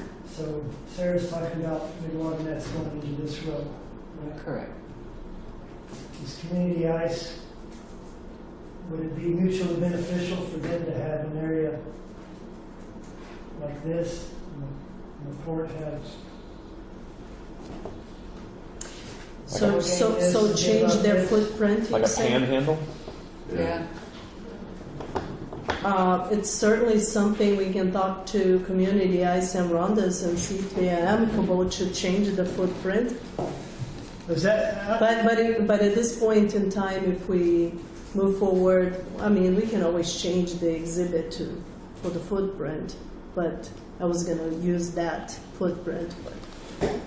there's probably nothing we can troubleshoot and solve here, but I don't know if it's worth the staff taking a look at it. Well, but now's the time. If Paul is going to be going to a lease negotiation or agreement, Yeah, that would be where we we can should talk be. to them. You know, We a can little- shoot them a new exhibit and say, are you both amicable to maybe change Because that? the bigger parts of footprint? the nets are usually towards the west end of the Do parking you lot. see any problems with that? That's what I'm trying to sit here and remember is what their drawings look like and where their ice, where their containers are going to sit and Mhm. how big the ice containers are going to be. But memory serves me, it's going to. I don't know. I can't remember. Unless that is too long where it wouldn't fit. We can certainly, we can give it a shot. It's just, Mhm. you always got to be aware that we're not going to. Well, it just depends. We might be able to do that.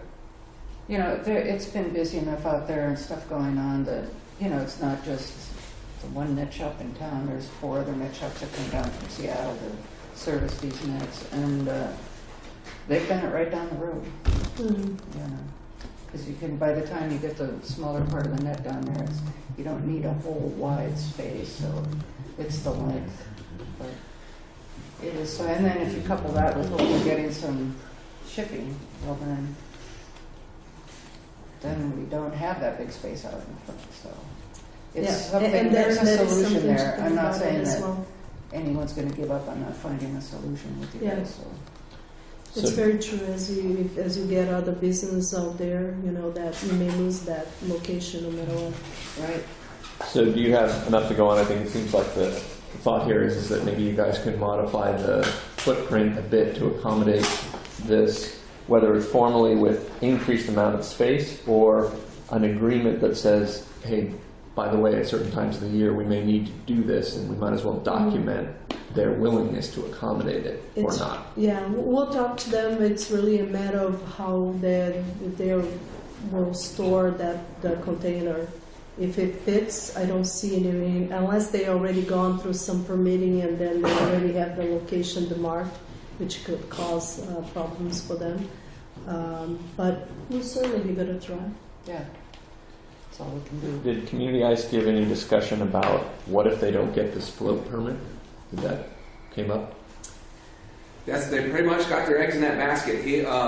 They, like I said, we talked about this pier usage thing here, and they said they're planning on getting those. That's the uses of Yeah, the we asked them international about terminal. that, and they said what they're planning on doing is getting the permits for this temporary float in there and getting that going. So So at this point, there's no discussion of using the international terminal pier for loading ice.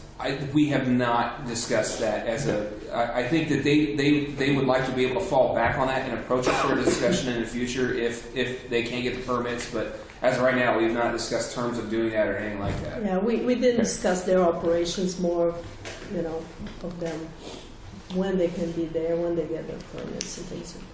Anybody have any more questions about community ice at this point? I know it's been a sort of question I think mark it's for just the great to community. keep Jeff alluded to before, as long as we keep communication and transparency with all of the users, we're good. Walter, anything? Okay. Anything else from your guys' perspective on? Let's move on to the next agenda item. So that would be a county supervisor financial report. Paula. Yeah, again, my apologies. I was not aware that Mark wouldn't be here until today, so I don't really have much to report other than I think that is actually on my report that we are looking into selecting a new director of finance. We've got about 10 applications and we have been reviewing them. For now, Mark and I have looked through it. We'll probably maybe get Aaron on board and set up some phone interviews, select maybe 2 or 3 of them to then get a committee to do the actual interview. Hoping to accomplish that maybe by next week. Or maybe get the phone interviews even this week if it's all possible. Actually, no, this is a short week, probably won't happen, but next week. But we have been kind of going through, skimming through them. That's all I have at this point in time, since I'm not really sure, this is my first commission, I'm not really sure what type of things that the accounting supervisor would be reporting on. Numbers are up, that is fair. Any other discussions at this point? Jeff, anything? Jim? Okay. In the past, just real quick, we had a representative from the commission sit in on some of that. How does the commission feel? Does anybody want, and Jeff, I think you did that last time. Did you find that helpful or enlightening in the interest of sort of the process? I don't think I need to, or I'm not looking to. I think Paul and staff can just handle it. Anybody else feel the same way? Unless they want it. I was actually going to offer you if any one of you would like to sit on the panel. Certainly, it's entirely up to you. It doesn't bother me one way or another. It would be a non-voting kind of thing. We'd Yeah, just it be was there from informational. just like everyone else would be just for to gather, if that is a good candidate or not, what questions, concerns you have, and things like that. I think would be helpful because you folks have been here longer than me, and maybe with two staff and a commissioner, that would actually be a good way to go. What's the motivation on the commission, though? Sounds like people are fine turning this over, or anybody feel strongly one way or the other on the commission? Paul, it sounds like you guys are on your own. Okay, we'll make sure that we'll select somebody good. All right. Thank you. So, Director of Operations, next report. Eric. All right, so the RV park in the South Beach is starting to pick up, although we're not at as quick of a pace as we were at this time last year, but it's probably owing to some weather issues. The first halibut opener was busy, but not as much as what we'll see coming up here. I heard the drift offshore was pretty strong, and the weather's not been real good offshore either. Squid's been slowing a little bit. A lot of that's been hampered also by weather, but I expect to see that kind of tapering off here in the next month or so. So hopefully at the next Port Commission meeting, if nothing's going on with it, I'll be able to present to you sort of what it cost us and what we've made off of it. The commercial marina is overfull. They're fishing. The shrimp boats are fishing now. But when I wrote this, it still hadn't been worked out yet. So between the extra squid boats that have been in, plus the presence of the shrimp boats, have been really full last few weeks, and a lot of complaints about us being overfull. So that's been something we've been dealing with, but it's starting to thin out now. The terminal's slowing because the hake fishery is open now, so those boats are out fishing. And it looks like the Chelsea Rose, the replacement for the Chelsea Rose, which was designated by the Port Commission, that should be out of there. He was hoping to have it out of here before May 31st, but it may take us a couple extra days. We needed to get an opinion from the engineer that designed the pier to make sure that the loads are going to be okay dropping that thing back in the water with the crane that they want to bring in. And anyway, so that'll be going back in the water here soon. EDA grant progress. We got some feedback from the EDA. They said if we can get somebody to sign off on an ED900B, which is the designation of a beneficiary for the grant, it helps the chances of it. So Rondis agreed to do that because one of their main concerns in bringing in an additional processing capacity into the estuary is that the port has enough room in the commercial marina to moor the boats that it's going to also bring in on top of what we currently have. So any sort of moorage improvements or capacity, things that add the potential of future more capacity, they directly benefit from, and so they signed that form. We submitted that back to the government, and we should hear by the end of June what the committee has to say about the grant, and so we should have an answer within a month or so whether or not we're going to get that grant. We moved more material out to the airport from the Clean Point to keep our building permit open on the International Terminal Shipping Facility. And then these figures I put together because Jeff had asked at the last meeting, he wanted to see a cost benefit analysis of storage on our property versus storage on somebody else's property.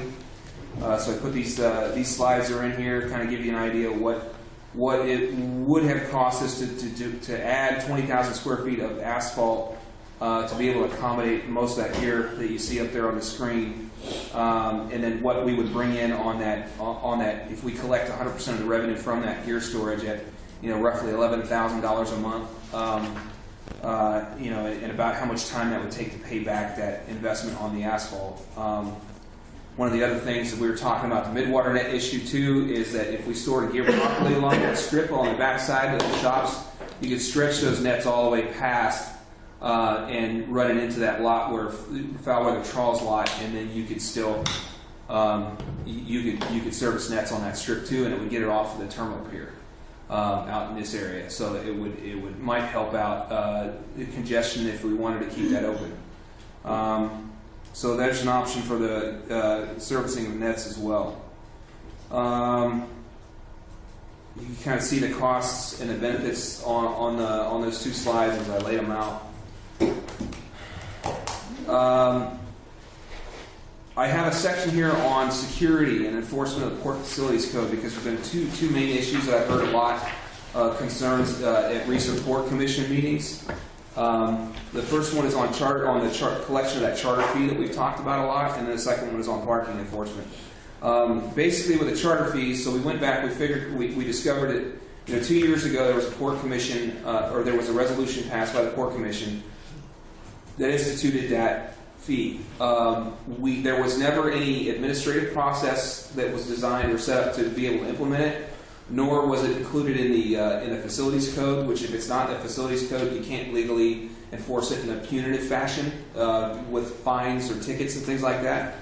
So neither one of those things were done. So we went back and got it. We based off of the resolution that was passed, we could put it in the code, and we put it in the Port Facilities Code where it should be, so that you can write tickets for it. And then basically, what we need to figure out is what sort of administrative process we're going to use to some kind of permitting process or something like that to collect a fee.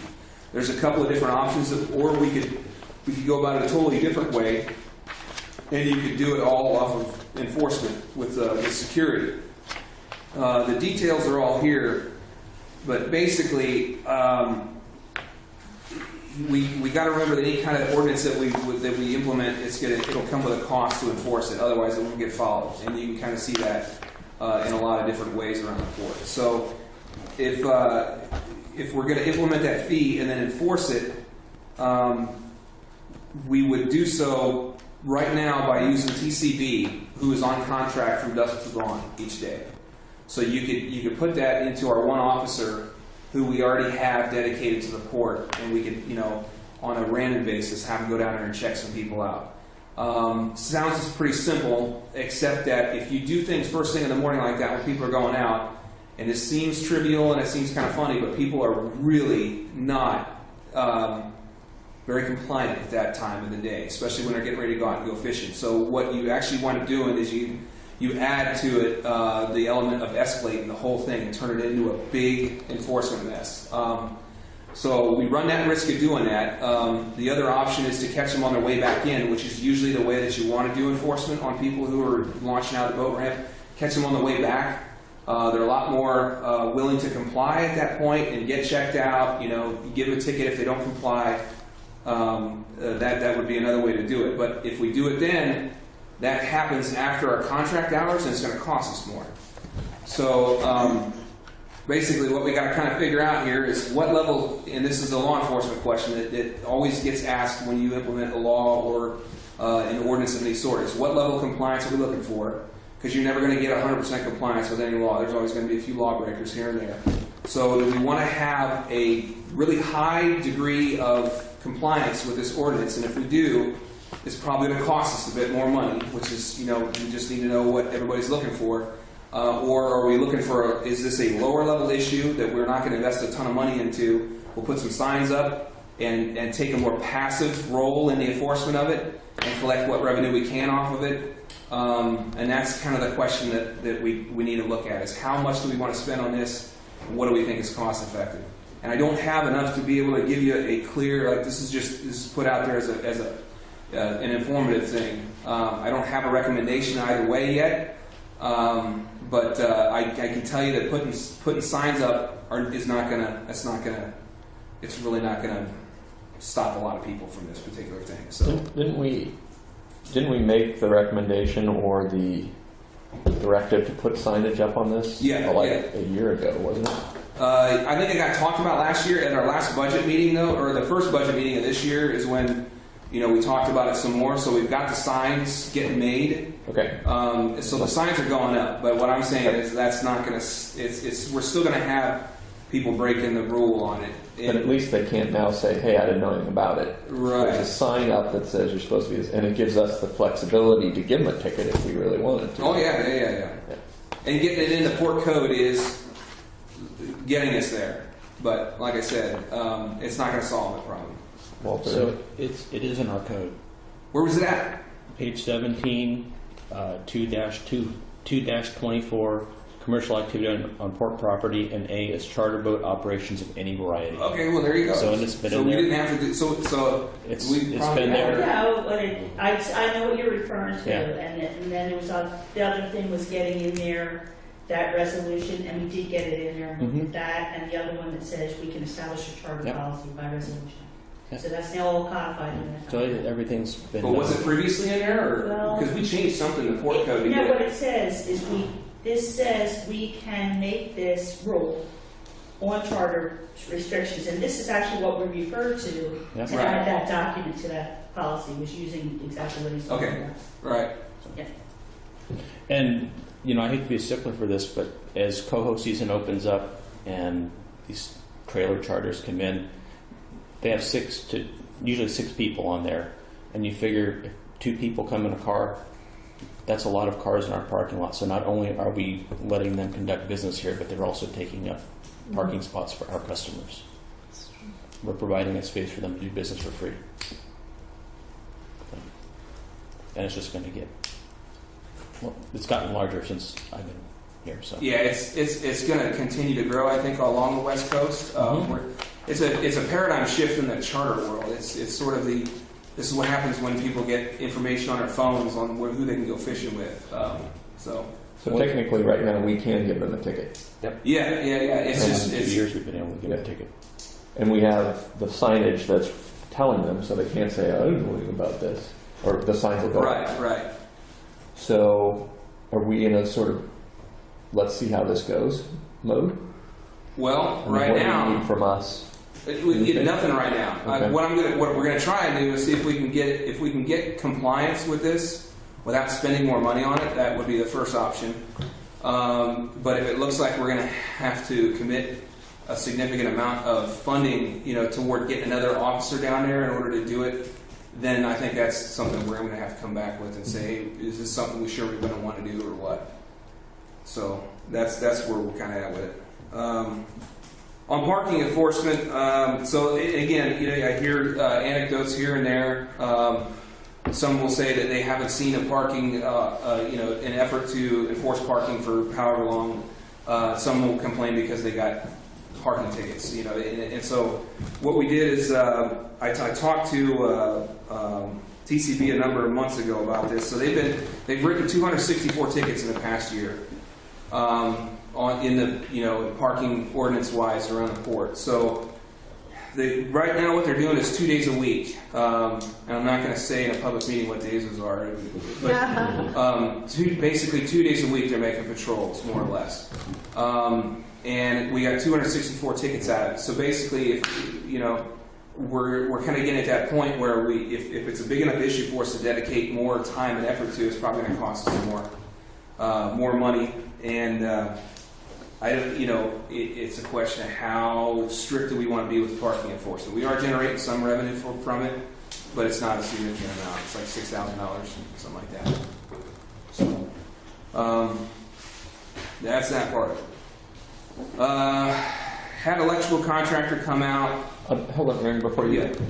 Jeff, I know we're going to potentially talk about parking in addition to it. Did you have anything else you wanted to add to Aaron's update on parking No. as it's related here, as our liaison? Okay. Sorry, Aaron, go ahead. Yeah, we had an electrical contractor come out and take a look at those load centers, and they're preparing more information for me to give me another estimate on what the whole thing should look like for all 9 load centers. And then we'll go from there and figure out if we can budget a little bit better for that project. So I guess I mentioned it twice in here. We hauled we hauled material for the building permit to keep it open. This portion right here on the federal dredging project. So as I mentioned in previous meetings, I sent a letter of request to the Army Corps engineers under Section 107 of the 1960 River and Harbor Act to establish a general navigation project in the commercial marina.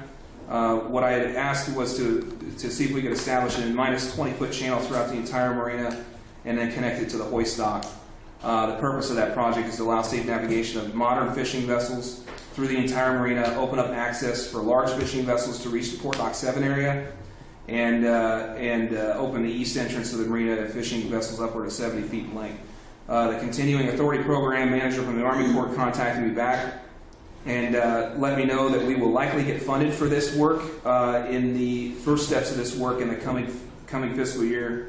It's not yet official, but it's highly likely. So this is not anything you can bank on or anything like that. But he said, yeah, it's probably going to happen. So the port's under no obligation for any of this stuff right now. Wouldn't be under any obligation to provide matching funds unless the Army Corps approves us with a federal cost, or unless they approach us with a federal cost share agreement, and they determine that there is federal interest in the project and publish basically they'll come up with a project scope, and they'll figure out a timeline on when it's going to happen and how long it'll take.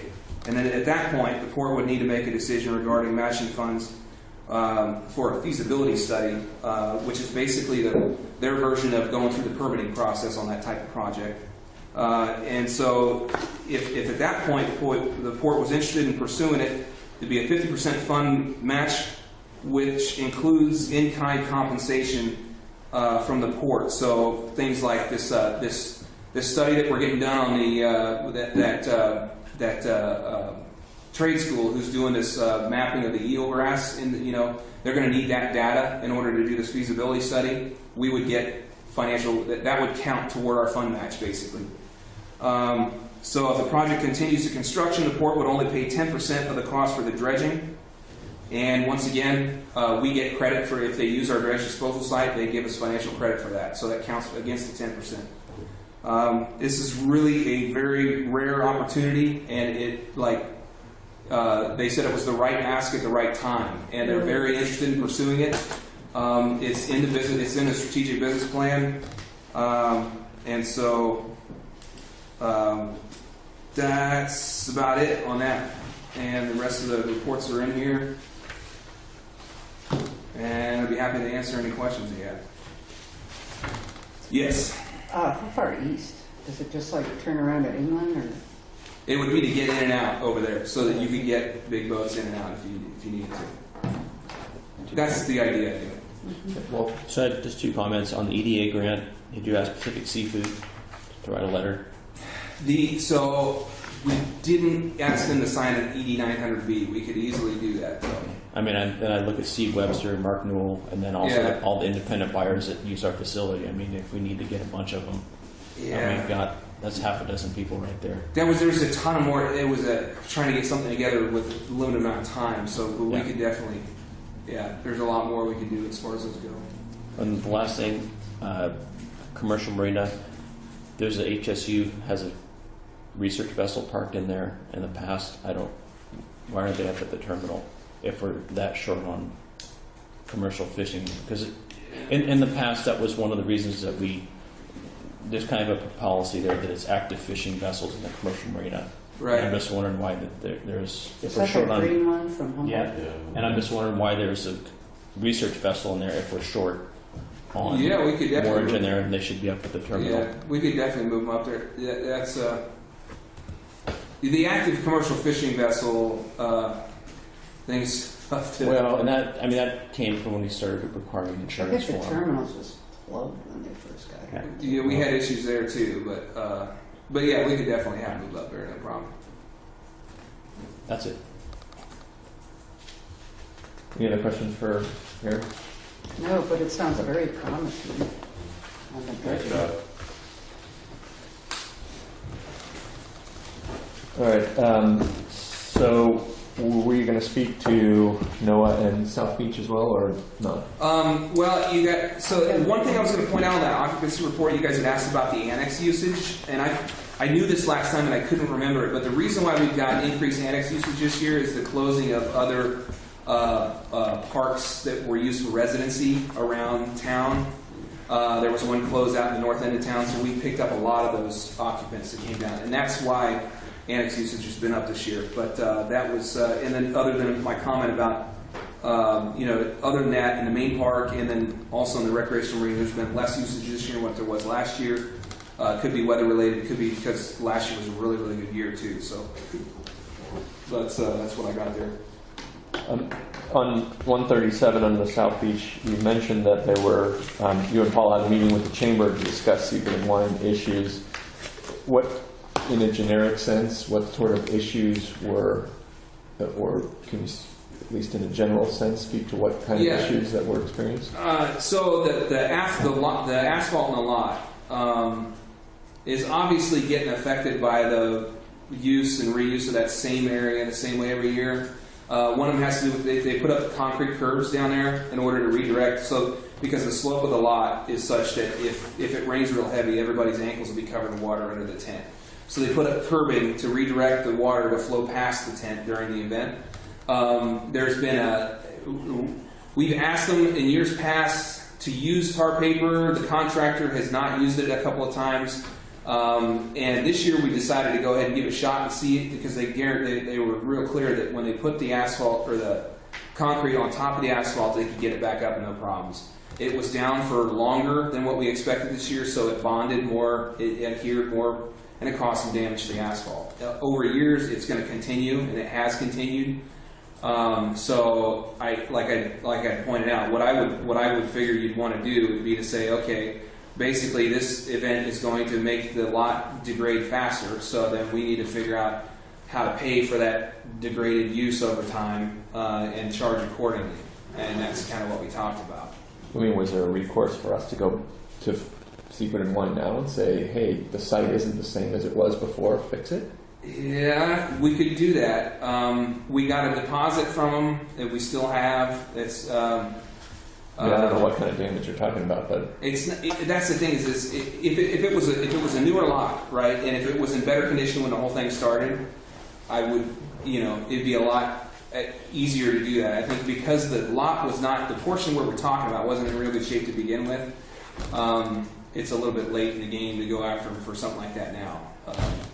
Do they still drill the holes for the stakes? Yeah, That's they one do. of the problems. That's one of the things that's doing it over Is time. it the same spot every time? I suppose Not exactly the same. It's always different a little bit, and that's one of the reasons why. If it was the same spot every time, then we could do something more permanent. But it doesn't work out that way. So That does pick it up after a bit. But we did talk about, what we can do. They're going back and thinking about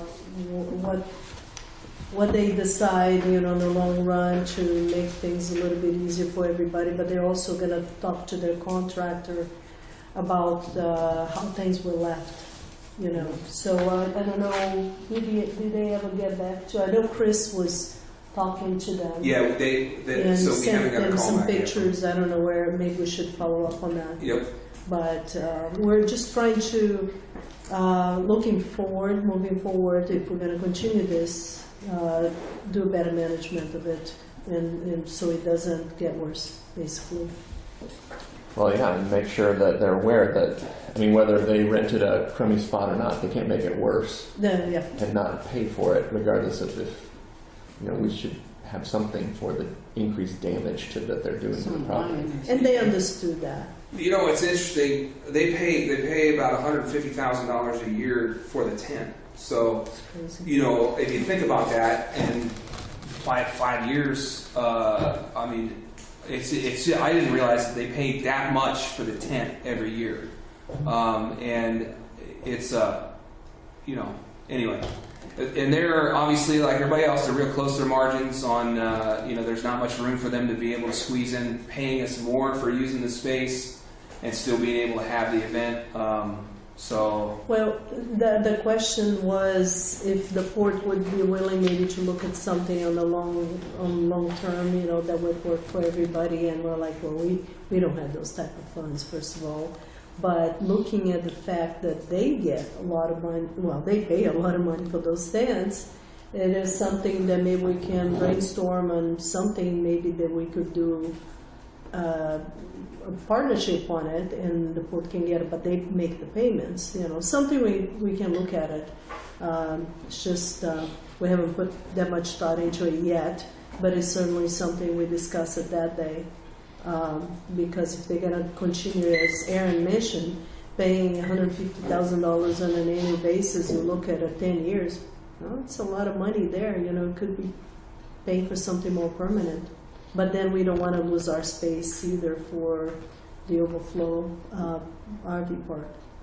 Well, I don't want to belabor it too much, but I will say next year they should be made very clear. And I would think that I'd want to make sure that they're aware that if there's any damage, regardless of what it is, we should collect that money regardless of what. And I don't think Seafood and Wine is going broke. So we made it clear last year, and we'll continue to do it. And stand for it. We're just going to have to do more enforcement, that's all. Sorry, anybody have anything else on those? Okay. Anything else here on your Okay.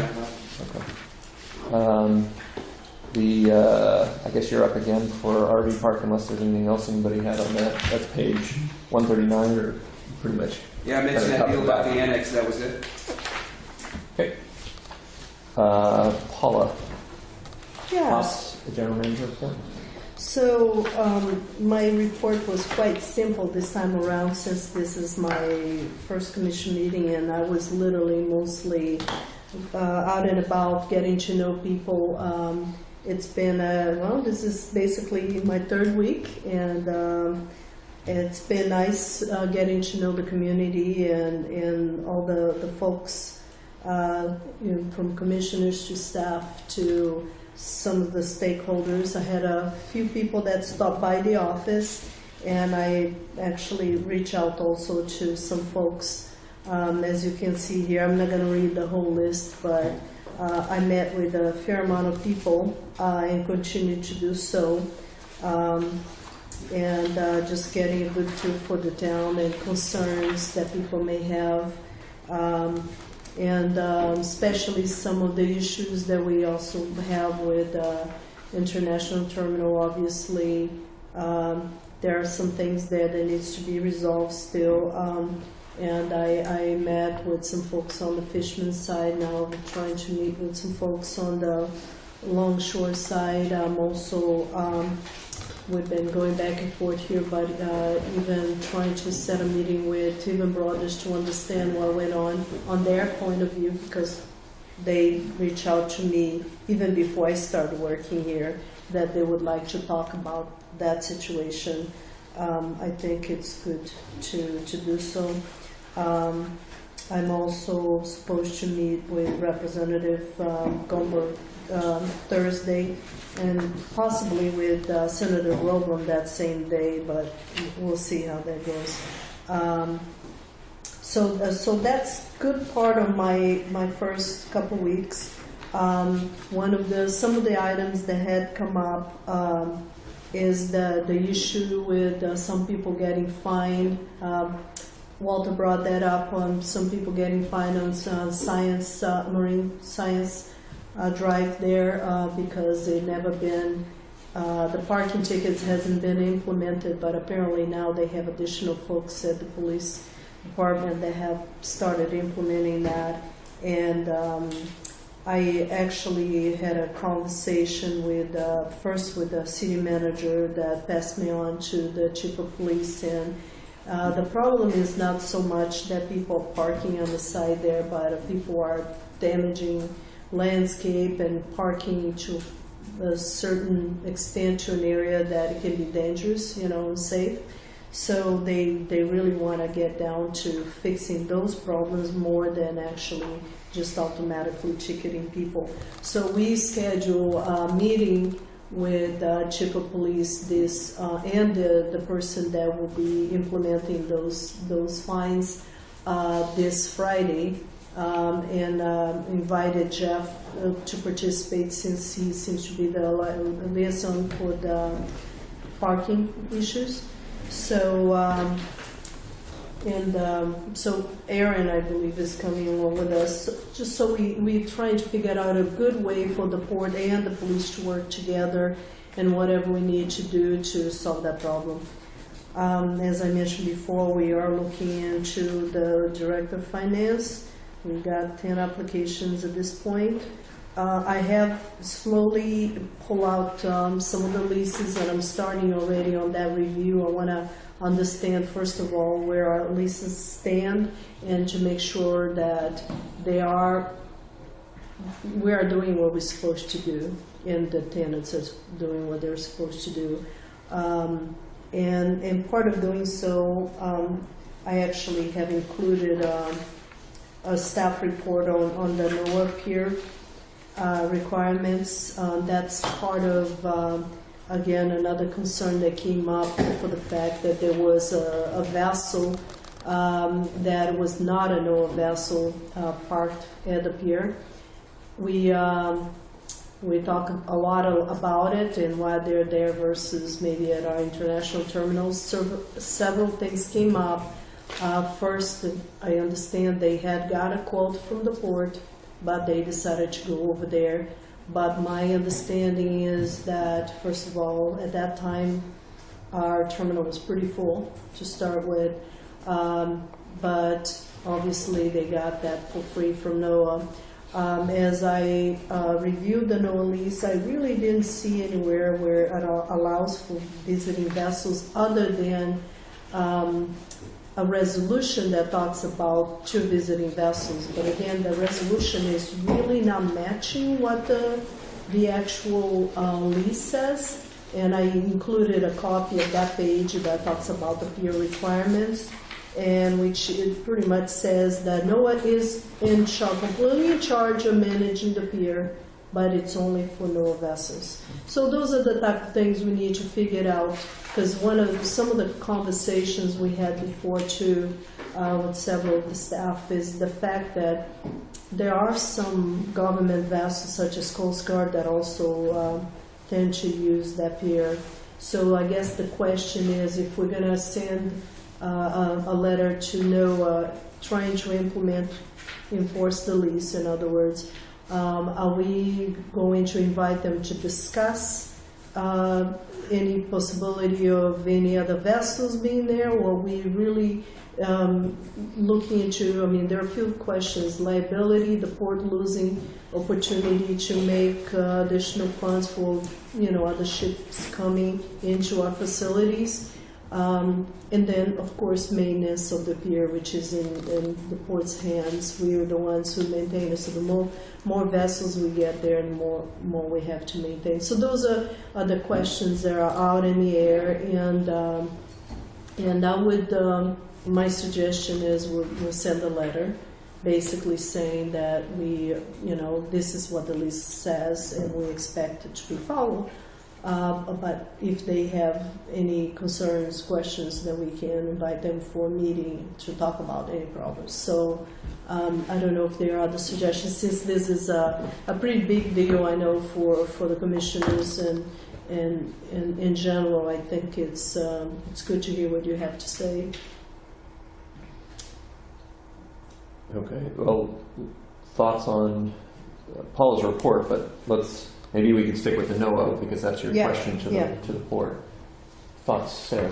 On the resolution, it says Pacific Mock P, but it's not Mock P anymore. It's changed. It's now the headquarters. It's just Moss. Yeah. Mm-hmm. Yeah.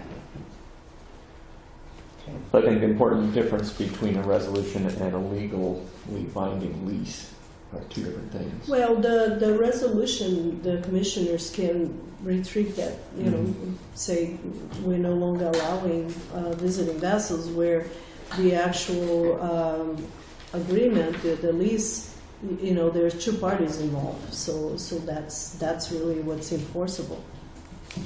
Yeah, Walter. So, I think if you go back, the two vessels I think they were talking about were Coast Guard vessels, because Coast Guard needs to have a secure facility, and they have the guard there. And the other one is that the dredge uses that, and those are both government-owned vessels. Publicly. Or, yeah, publicly owned vessels. And it's, you know, I had conversations, you know, Sarah did, and I know you did with Aaron and Patricia, and the previous CO said, basically, tell us what you want to do with the pier. And we said, we don't want you competing with us, because they were starting to have, some of the research vessels wanted to book 3 years in advance. Said, hey, we love staying here for free. Can we do it for 3 years? And they said, hey, we better ask the court. And that was the discussions you had with Patricia. I think it was Scripps boats. That's Scripps boats and some other ones too. But it's always been my belief is that those were for the NOAA vessels, and that those other ships should be using our facilities whenever possible. Yeah, it says it right there. Yeah. And that was one of those things where we just kind of let it go. But I think we need to put our foot down here, because if the NIMRIC facility out there, PacWave, gets going, we don't want them to undercut us and say, hey, you know, we're going to stay at NOAA for free. It's just not an option. It's NOAA's pier for NOAA vessels, and they're two visiting vessels. And I think we're the Corps of Engineers and Coast Guard, because those are publicly owned vessels. The other ones are privately owned, and those should be staying at our facility. And so, because right now it doesn't really state on the agreement, do you want, we can do this a couple different ways. We could suggest that we amend the lease to specify what those vessels are, or we can just send them a letter allowing them to have those particular vessels, which is probably easier at this point, allowing those two particular vessels to be there, but no others. And Other thoughts, Jim? I support that approach that Paul is recommending. Should ask Jim. Yeah, Jim, I guess you're there. yeah, Any other thoughts? Well, we've gone through this a couple of times. In 2017 was the most active time that we actually talked to Noah a little bit about it, and they were pretty straightforward. The solicitation for offer was written by them for everybody that wanted to bid on it. And what it says, it doesn't actually say ships on that section. It says the pier will be occupied by NOAA only. And it says that they are the sole managers of the pier. So that's pretty much how they look at it. And it's up to them. It's our pier for our use. A couple of other things that we've run into that we need to worry about also is NOAA contracts with those boats besides the work that they're doing now. I think NOAA has other dealings with the university ships. And we also talked about Army Corps and the Coast Guard, but the Atlantis is actually a Navy ship that's under lease. It's paid for by is it National Science Foundation? What's that? National Science Foundation is part of that No, as well. they're not. You're talking about the Atlantis? The specific jobs that they're doing at any given time, they're all mingled together as far as I can tell. They have contracts with other Right, vessels. and there's also the potential down the line where you can tell them that they can't bring in one of those ships if they're actually doing a job for NOAA.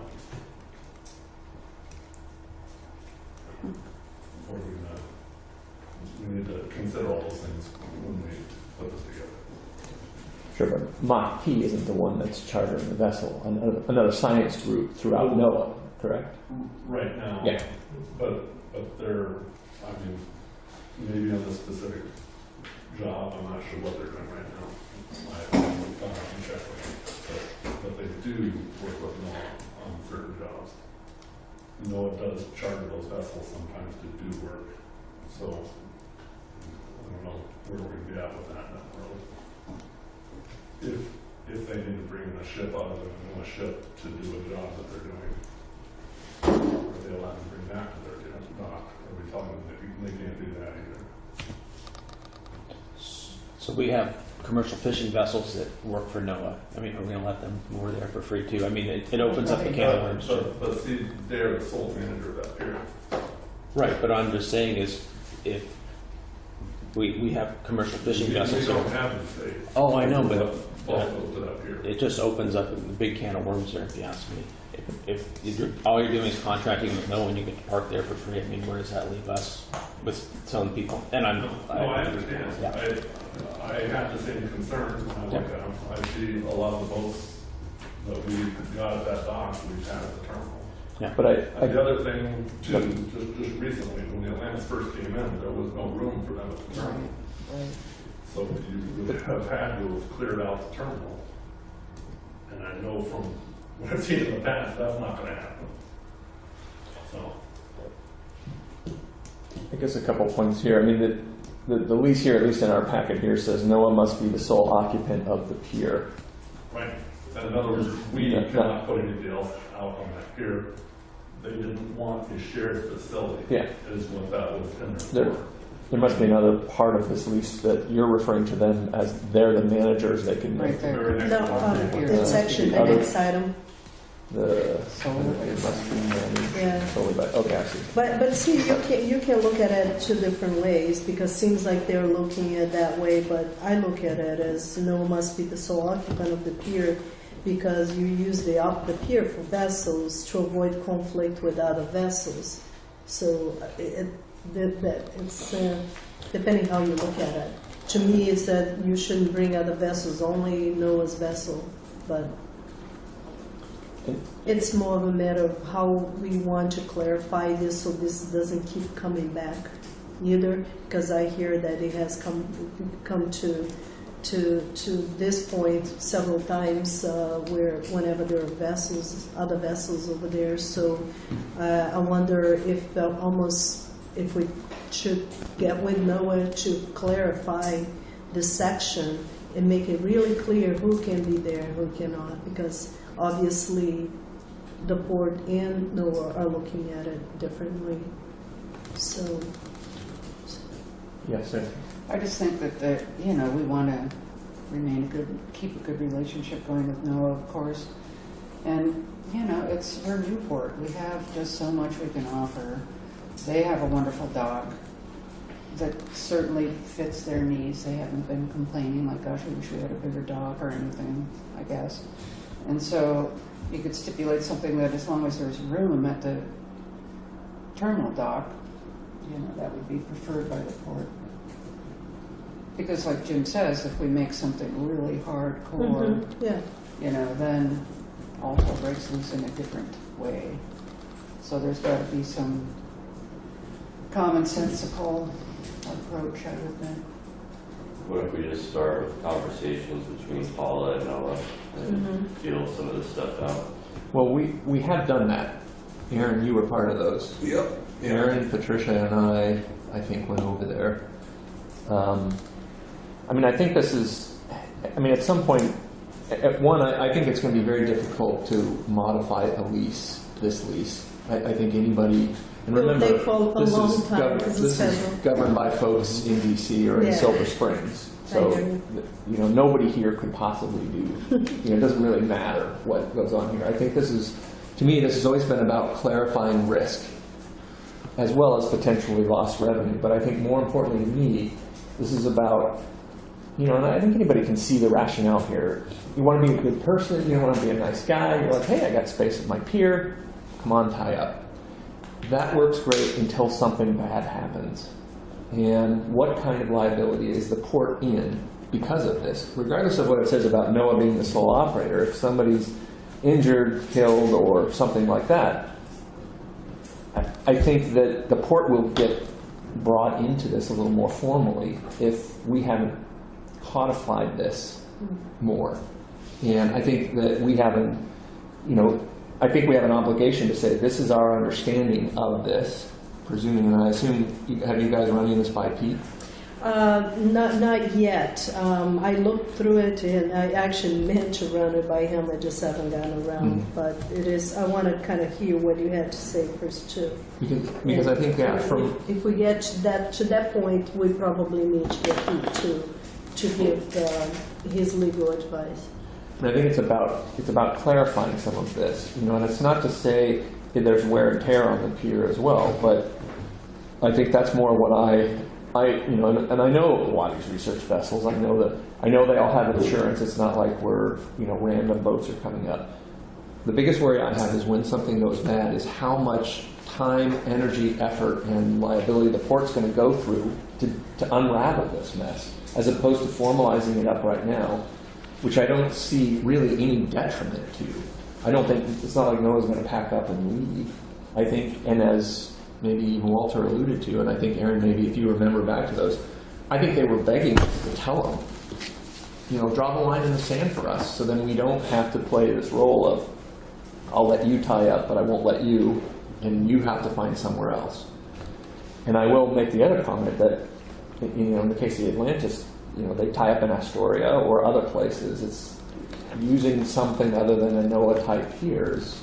It's just standard operating procedure for a global class ship, and they have a fantastic support network in the case of Atlantis. It's not like we're throwing anybody to the wolves per se. I think this is really about formalizing something before we have an issue, and it's something that seems to be pretty straightforward in this lease as I'm looking at it. I know there's some wiggle room, but I don't see why, I think a course of action might be to talk to Pete, make sure that we're not really going off the deep end here, and then sending a notice to Noah saying, hey, this is our understanding of the lease. This is what. So unless you guys see a problem with this, we'd like to make sure that we start enforcing the lease as we understand it. So we no wiggle room for other government vessels at that point? Because if we really follow this, that wouldn't be the case. A publicly owned vessel is probably the way the lease is written, and I think that's a trickier question, to be totally honest with you. I think, again, in the formal sense in the Code of Federal Regulations, and Aaron, you probably know this too, a public vessel is different than what these research vessels are right now, in a very formal sense. Yeah, there's government vessels, there's public vessels, and then there's military vessels. They're all three differently involved, I think. And I know there's been a big discussion in the research vessel community, I want to drag this on, about public vessel status. And in general, that's why I have this sensitivity to some of it, because I know that we've had these discussions before. But regardless of that, and I don't know how to do that, Paula. Maybe that's where, I don't know. But right now, I think we need to clarify what's here. And if they want to propose a lease amendment, that pretty much invites them to the table if they disagree. So. But again, ultimately, none of this stuff is things that really are negotiated per se with MACP. This is this is a lease that's developed through NOAA's legal department, not MACP per se. And that's how I see it. Again, going back to my 12 days of contracts administrator, you got to follow the agreements. And if the agreements doesn't say what you wanted to say, you either got to modify it or something. Otherwise, it always creates this question. Every time you get a new vessel here, because you're gonna have new commissioners, you're gonna have sometimes new staff, and it constantly gonna bring that question. Why are they there and not here? That's not what the lease says. So by having that clarification, and then if they want to come to the table and discuss additional uses, maybe we can do that under a letter, and whomever we decide to agree to have over there, I think would be maybe a clear way to move forward. I would just say maybe ask Jenny still lives in town. Joanne still comes in and out of town. I would ask them what their intent was for the resolution Uh-huh. and about the 2 vessels. Yeah, I didn't understand that. And the other thing is, we did try and renegotiate the lease, and so I'm just saying, there has been a precedent set, and they said we will not renegotiate the lease Got it. when the insurance premiums went up for the flood insurance, and that changed 9 months after we signed the contract. Their premiums went up, and they said we will not renegotiate the contract. So that precedent has been set. Pete was involved in that, and so if they want to renegotiate this part, we need to ask them that they need to pony up some more on their insurance. But they set the precedent that they would not renegotiate the lease Okay, got under it. any terms. So Because this it 20 opened years. other sections. Yeah. And so like I said that they've set the precedent, and Good to know. so we need to get an interpretation about what our lawyer says, and we are the landlords. Yeah, I'll have a bit more of a discussion on this with Pete. Maybe he has some of the history as well. Trying to figure out the best way, at least if we're gonna send out a letter trying to enforce the lease, definitely got to have some legal review on that. And I'll keep you posted. Does anybody have, Jeff, do you have anything you want to add to this? Jim, anything else? I mean, does that seem like a reasonable course of action to move forward with this? Chat with Pete, develop a letter of clarification, send it to them, and then if they have an issue, then we can continue the discussion after that as needed. Okay. I think you have your direction there. Yeah, thank you. All right. Thank you. Yeah. So beyond that, my staff, I guess you got a copy of the final version of the strategic plan. I just want to clarify that, make sure you know the Business Oregon, because they're literally the ones who created the enforcement of having a strategic plan. They have to agree with what we have here and approve. Once they do, then I'll bring that final version, hopefully with no changes, for the commission to actually approve it. Okay? Right now it's in the hands of Business Oregon. So far, from talking to Dave Harlan, he thinks it looks good. So we'll see what happens next. Hopefully for the next commission I can bring the final version for approval. And besides that, I'm really trying to get a good grip on the international terminal, see what are the possibilities over there, and trying to understand what kind of business we can bring in.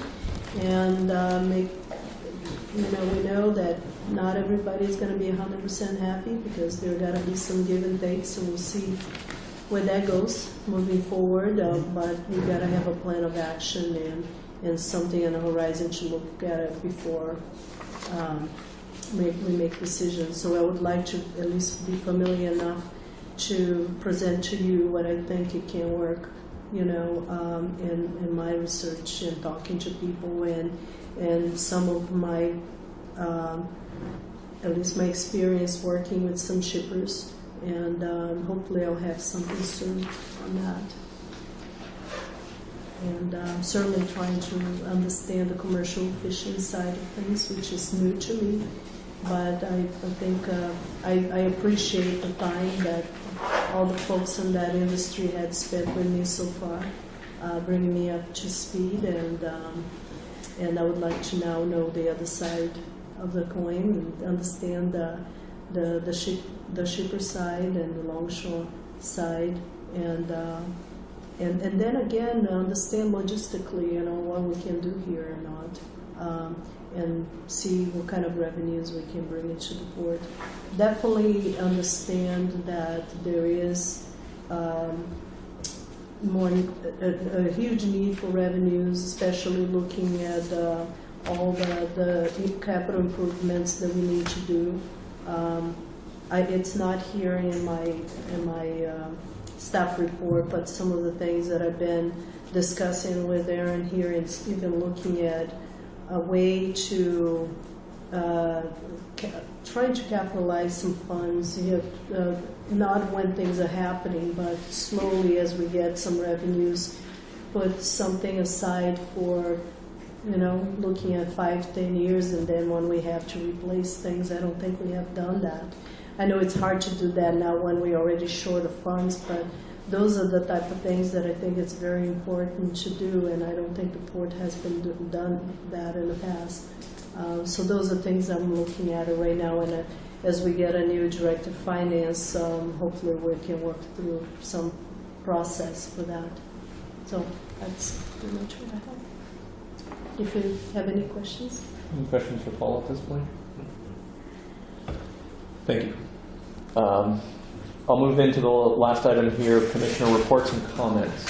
I'll just go down the line. Jim, anything? I have not heard anything to report.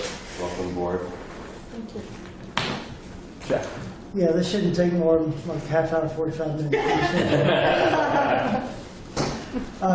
So I am the commission liaison to the Park and Study Advisory Committee, and the city contracted with the consultant to look at metering and permitting to improve traffic flow, to facilitate turnover in front of businesses, mainly looking at the Bayfront and Nye Beach. So Aaron and I have gone to those meetings. There's a meeting coming up in a week or two. It could be potentially the last of the advisory committee, as they're looking for a vote to move forward and recommend the permitting and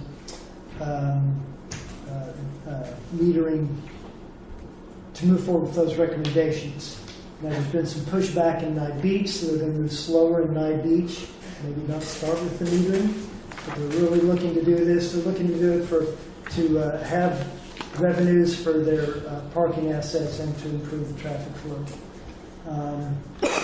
So things that affect the port, we talked about the parking district earlier. We covered that. Also the permits that the fishermen pay for. You know, will there be other permits that the fishermen would be getting 2 permits for? There was talk of having one permit cover both at one point. That hasn't really been a subject of discussion, but as the process is going to go to where they want to vote this out of this advisory committee, as a lot of tweaks have been done, and go to and create a standing parking advisory committee for the city and kick this over to the planning commission. The planning commission would make a recommendation to the city council. So there's still a lot of room for engagement and feedback and working out some of the details as they relate to the port. So that's a little convoluted. That's the gist of it. Whether or not I would be a member of the committee who votes to move it forward or not, I had some trepidation about, because I can't vote for the commission on what I have no power outside of the commission. So I'd kind of thought about that. But anyway, that's where we're at. And kind of see how this meeting goes. It could be the last, or it might not be the last. So I don't know if anybody has any thoughts about any of those items. So the question is as it relates directly to the port, is a recommendation to move forward with metering on the Bayfront? Yes, that's the recommendation that Derek Tokos is looking for from the advisory committee. And as a member of that committee, I can be a voter, but I don't want to vote on behalf of the port in a way. So it's a little odd, but then, to use. And you, in a formal sense, are you a voting member, or are you an ad hoc member to this committee? Or do you guys know? I don't. I started after Kevin left, so it was all very up in the air. I've never voted on anything that I can recall. Yeah, So, Didn't seem to make a lot of sense for me to vote on anything. So yeah. well, we have 2 seats on there because we are the highest paying person and entity on there, and so I would say that we are. Yeah. I would ask them, but because we did pay the $6,000, that's why we got 2 seats at the table. Exactly. Typically, from my experience, but maybe things are done here different, that typically if the the commission have chosen someone as liaison, unless they disagree with something, that person to be in a committee, that person would have the power to vote as part of the committee. That committee, not necessarily as the commission, but you're being given that power by the board here. Or you could, the commission could extend and direct you to vote a certain way, if you will, as Oh, our that, elector. yeah. If, with the discussions that we have here, if everybody feels in agreement, we could say, Jeff, sally forth and vote accordingly. And Aaron. And Aaron. I mean, How many people are on this board? Yeah, do we have a quorum? there are 20? Yeah, there's a lot. It's very slow moving. Yes. And I would be surprised if this is the last meeting. But I mean, in my opinion, I think there's a lot of support to meter the Bayfront in the fashion that they're talking about, and it makes sense to me. That's my opinion. And if anybody wants to look at this after the meeting, But I guess the meeting or the discussion at hand here is how do you vote? Because it sounds like you're going to be asked to vote. well, there's a lot of moving parts. It's like Aaron said, this might not be the last meeting. It's not like there's a hard and fast agenda where I can give you this is exactly what we're voting on, because there's so much that is up in the air, and that they're going to, okay, we'll work out some of the details later when it goes to the planning commission and the city council, and then they get feedback. So it's hard to define and give A lot to you more to all go.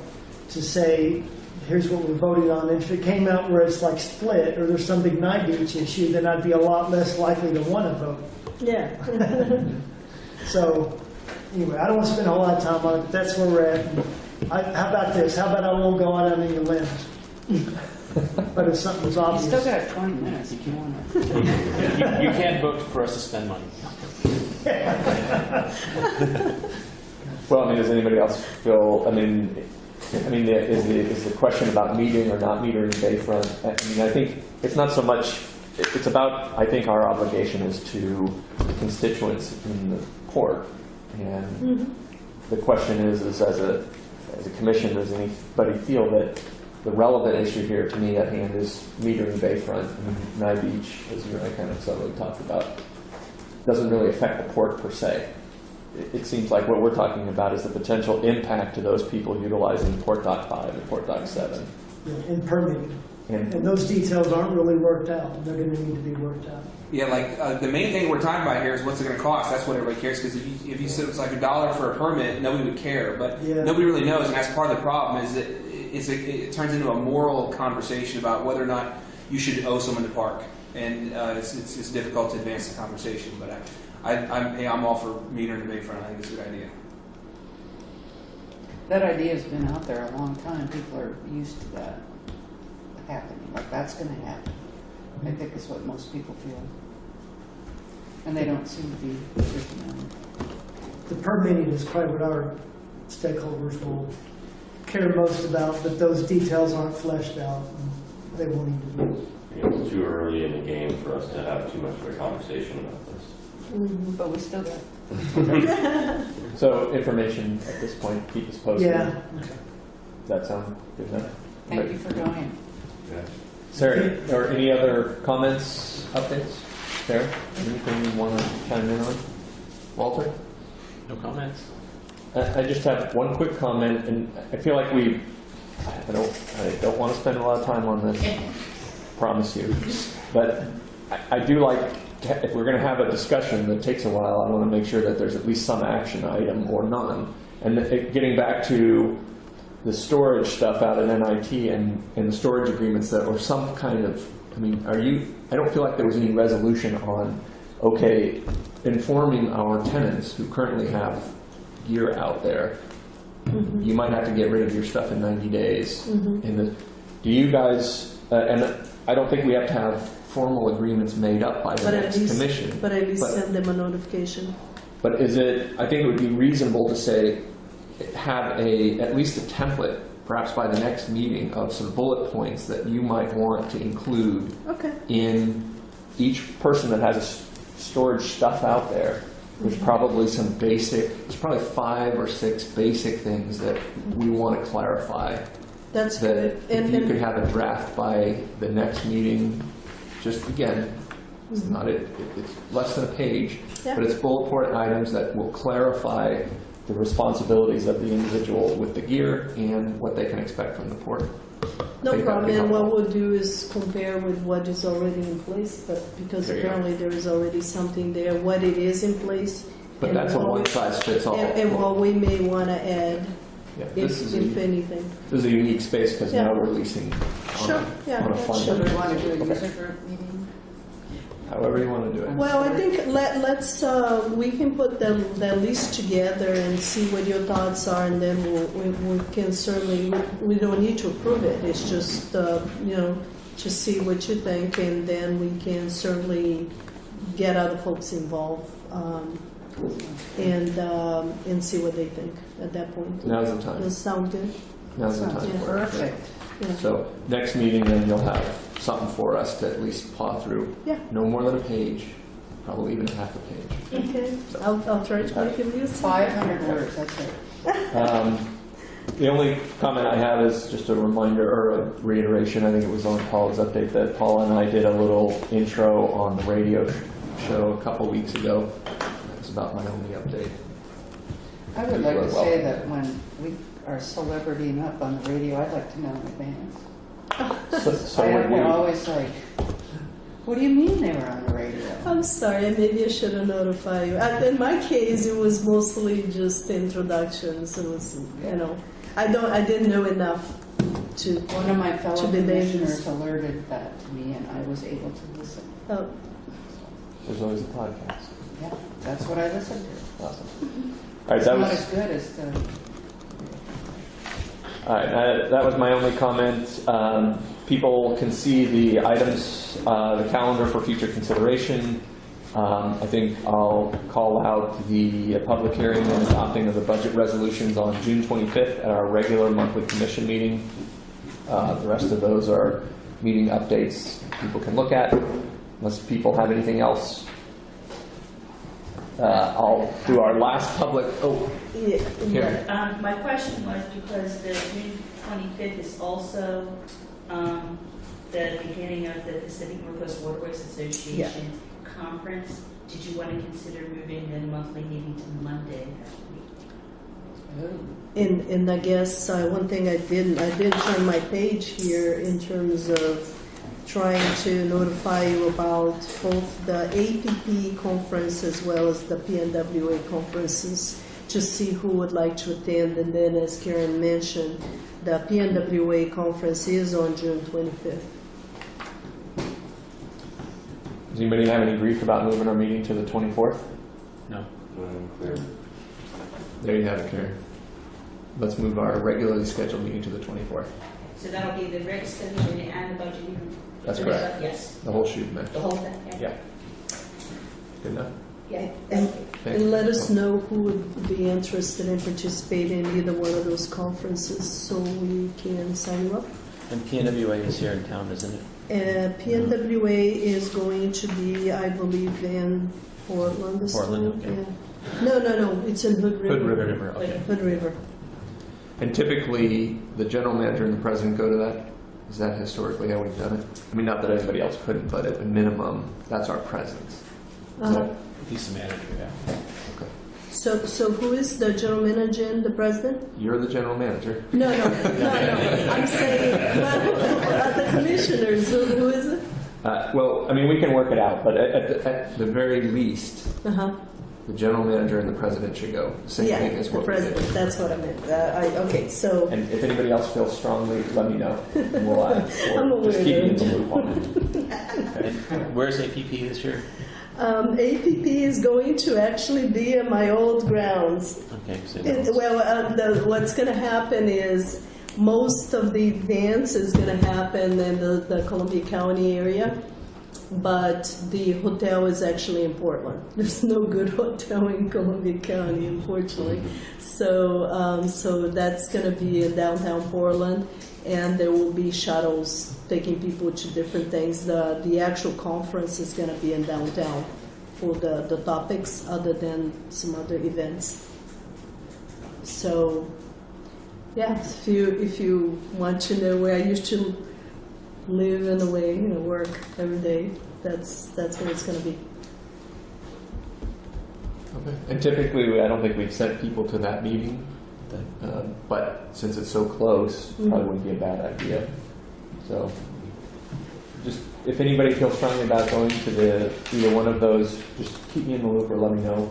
And at the very least, though, I think it's important for the commission to have the general manager and at least the president present, at least at PNWA, since we have that precedence in the past, and I think we need to continue to maintain that. So.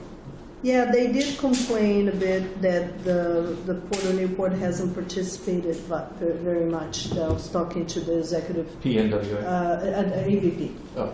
Yeah, Lisa. But wasn't this a really expensive membership? Are we still? We still have the membership though. Yeah, we Huh. do. Yeah. How much? Doesn't matter. PNWA is the real expensive Yeah, one. that's the one I think. That's Yeah. the one that was like 7,000 or Yeah, something. yeah, they're something like that. something like that. They're very expensive, but they certainly do a lot of work for this port. Yeah. They have gotten a lot of money with dredging and all that. So, but APP it's 1,300 something like I that. don't remember. I even just looked at it like the other day, but Yeah. Okay. Well, it's local, so it's not a huge deal. Usually, I think they're more international, or Hawaii, or Sometimes they do go to Samoa, Hawaii, but typically it's California, Oregon, or Washington where most of their conferences are. for APP. Yeah. Okay. All right. Let's do our last public comment. Anyone in the audience who's interested in making a public comment, please state your name. You have 3 minutes. Well, Yale Cordial, you local fitness meeting, like to welcome Paul. We look forward to working with her and the rest of you to help resolve some things and hopefully find some answers to some things and move the port forward. As far as the parking thing goes, the Port of Newport was never supposed to profit from the fisherman's parking permit. So if the city implements a permit, the port can simply pull it back and honor the city's new permit. That would solve the two permit thing. If I remember correctly, the money paid by the port was toward the port district. The port district was created to solve the parking problem into that thing. So once the solve is made, once they make a plan and move forward, there should be no more parking district, and the port should no longer pay into the parking district going forward. It was a parking district that was designed to create a resolution to the parking issues, and that's what it was designed for. It was originally supposed to be for 2 years. It was extended for 2 more years because they didn't have the answer on what they were going to do, so they extended it. And I remember the port talking about it and agreeing to go along with the extension to come up with a resolve. But once there's a resolve, the parking district should go away and there should be no more fee. And so that should solve that problem as well. Jeff moving forward with a vote saying, okay, let's move it to the next step, which would be the planning commission or whatever. That should be done. I mean, there should be no more parking district. It was designed to pay for engineering studies and things like that the city had to pay for. And once it's done, then you should be done as well. Anyway, we do look forward to continuing a conversation with the port, and we are available to the port to help solve anything we possibly can going forward. And we're anxious to find resolve and put the international terminal to use to make more revenue for everybody and not displace anyone. That's always been our goal. We continue to have that same goal as the rest of you, and we hope that we can help solve the problems that exist there to move it forward. Thanks. Thank you. Thanks. Anyone else in the public like to make another comment? Last chance. All right, nothing heard. I'll go ahead and adjourn the meeting at 8:54.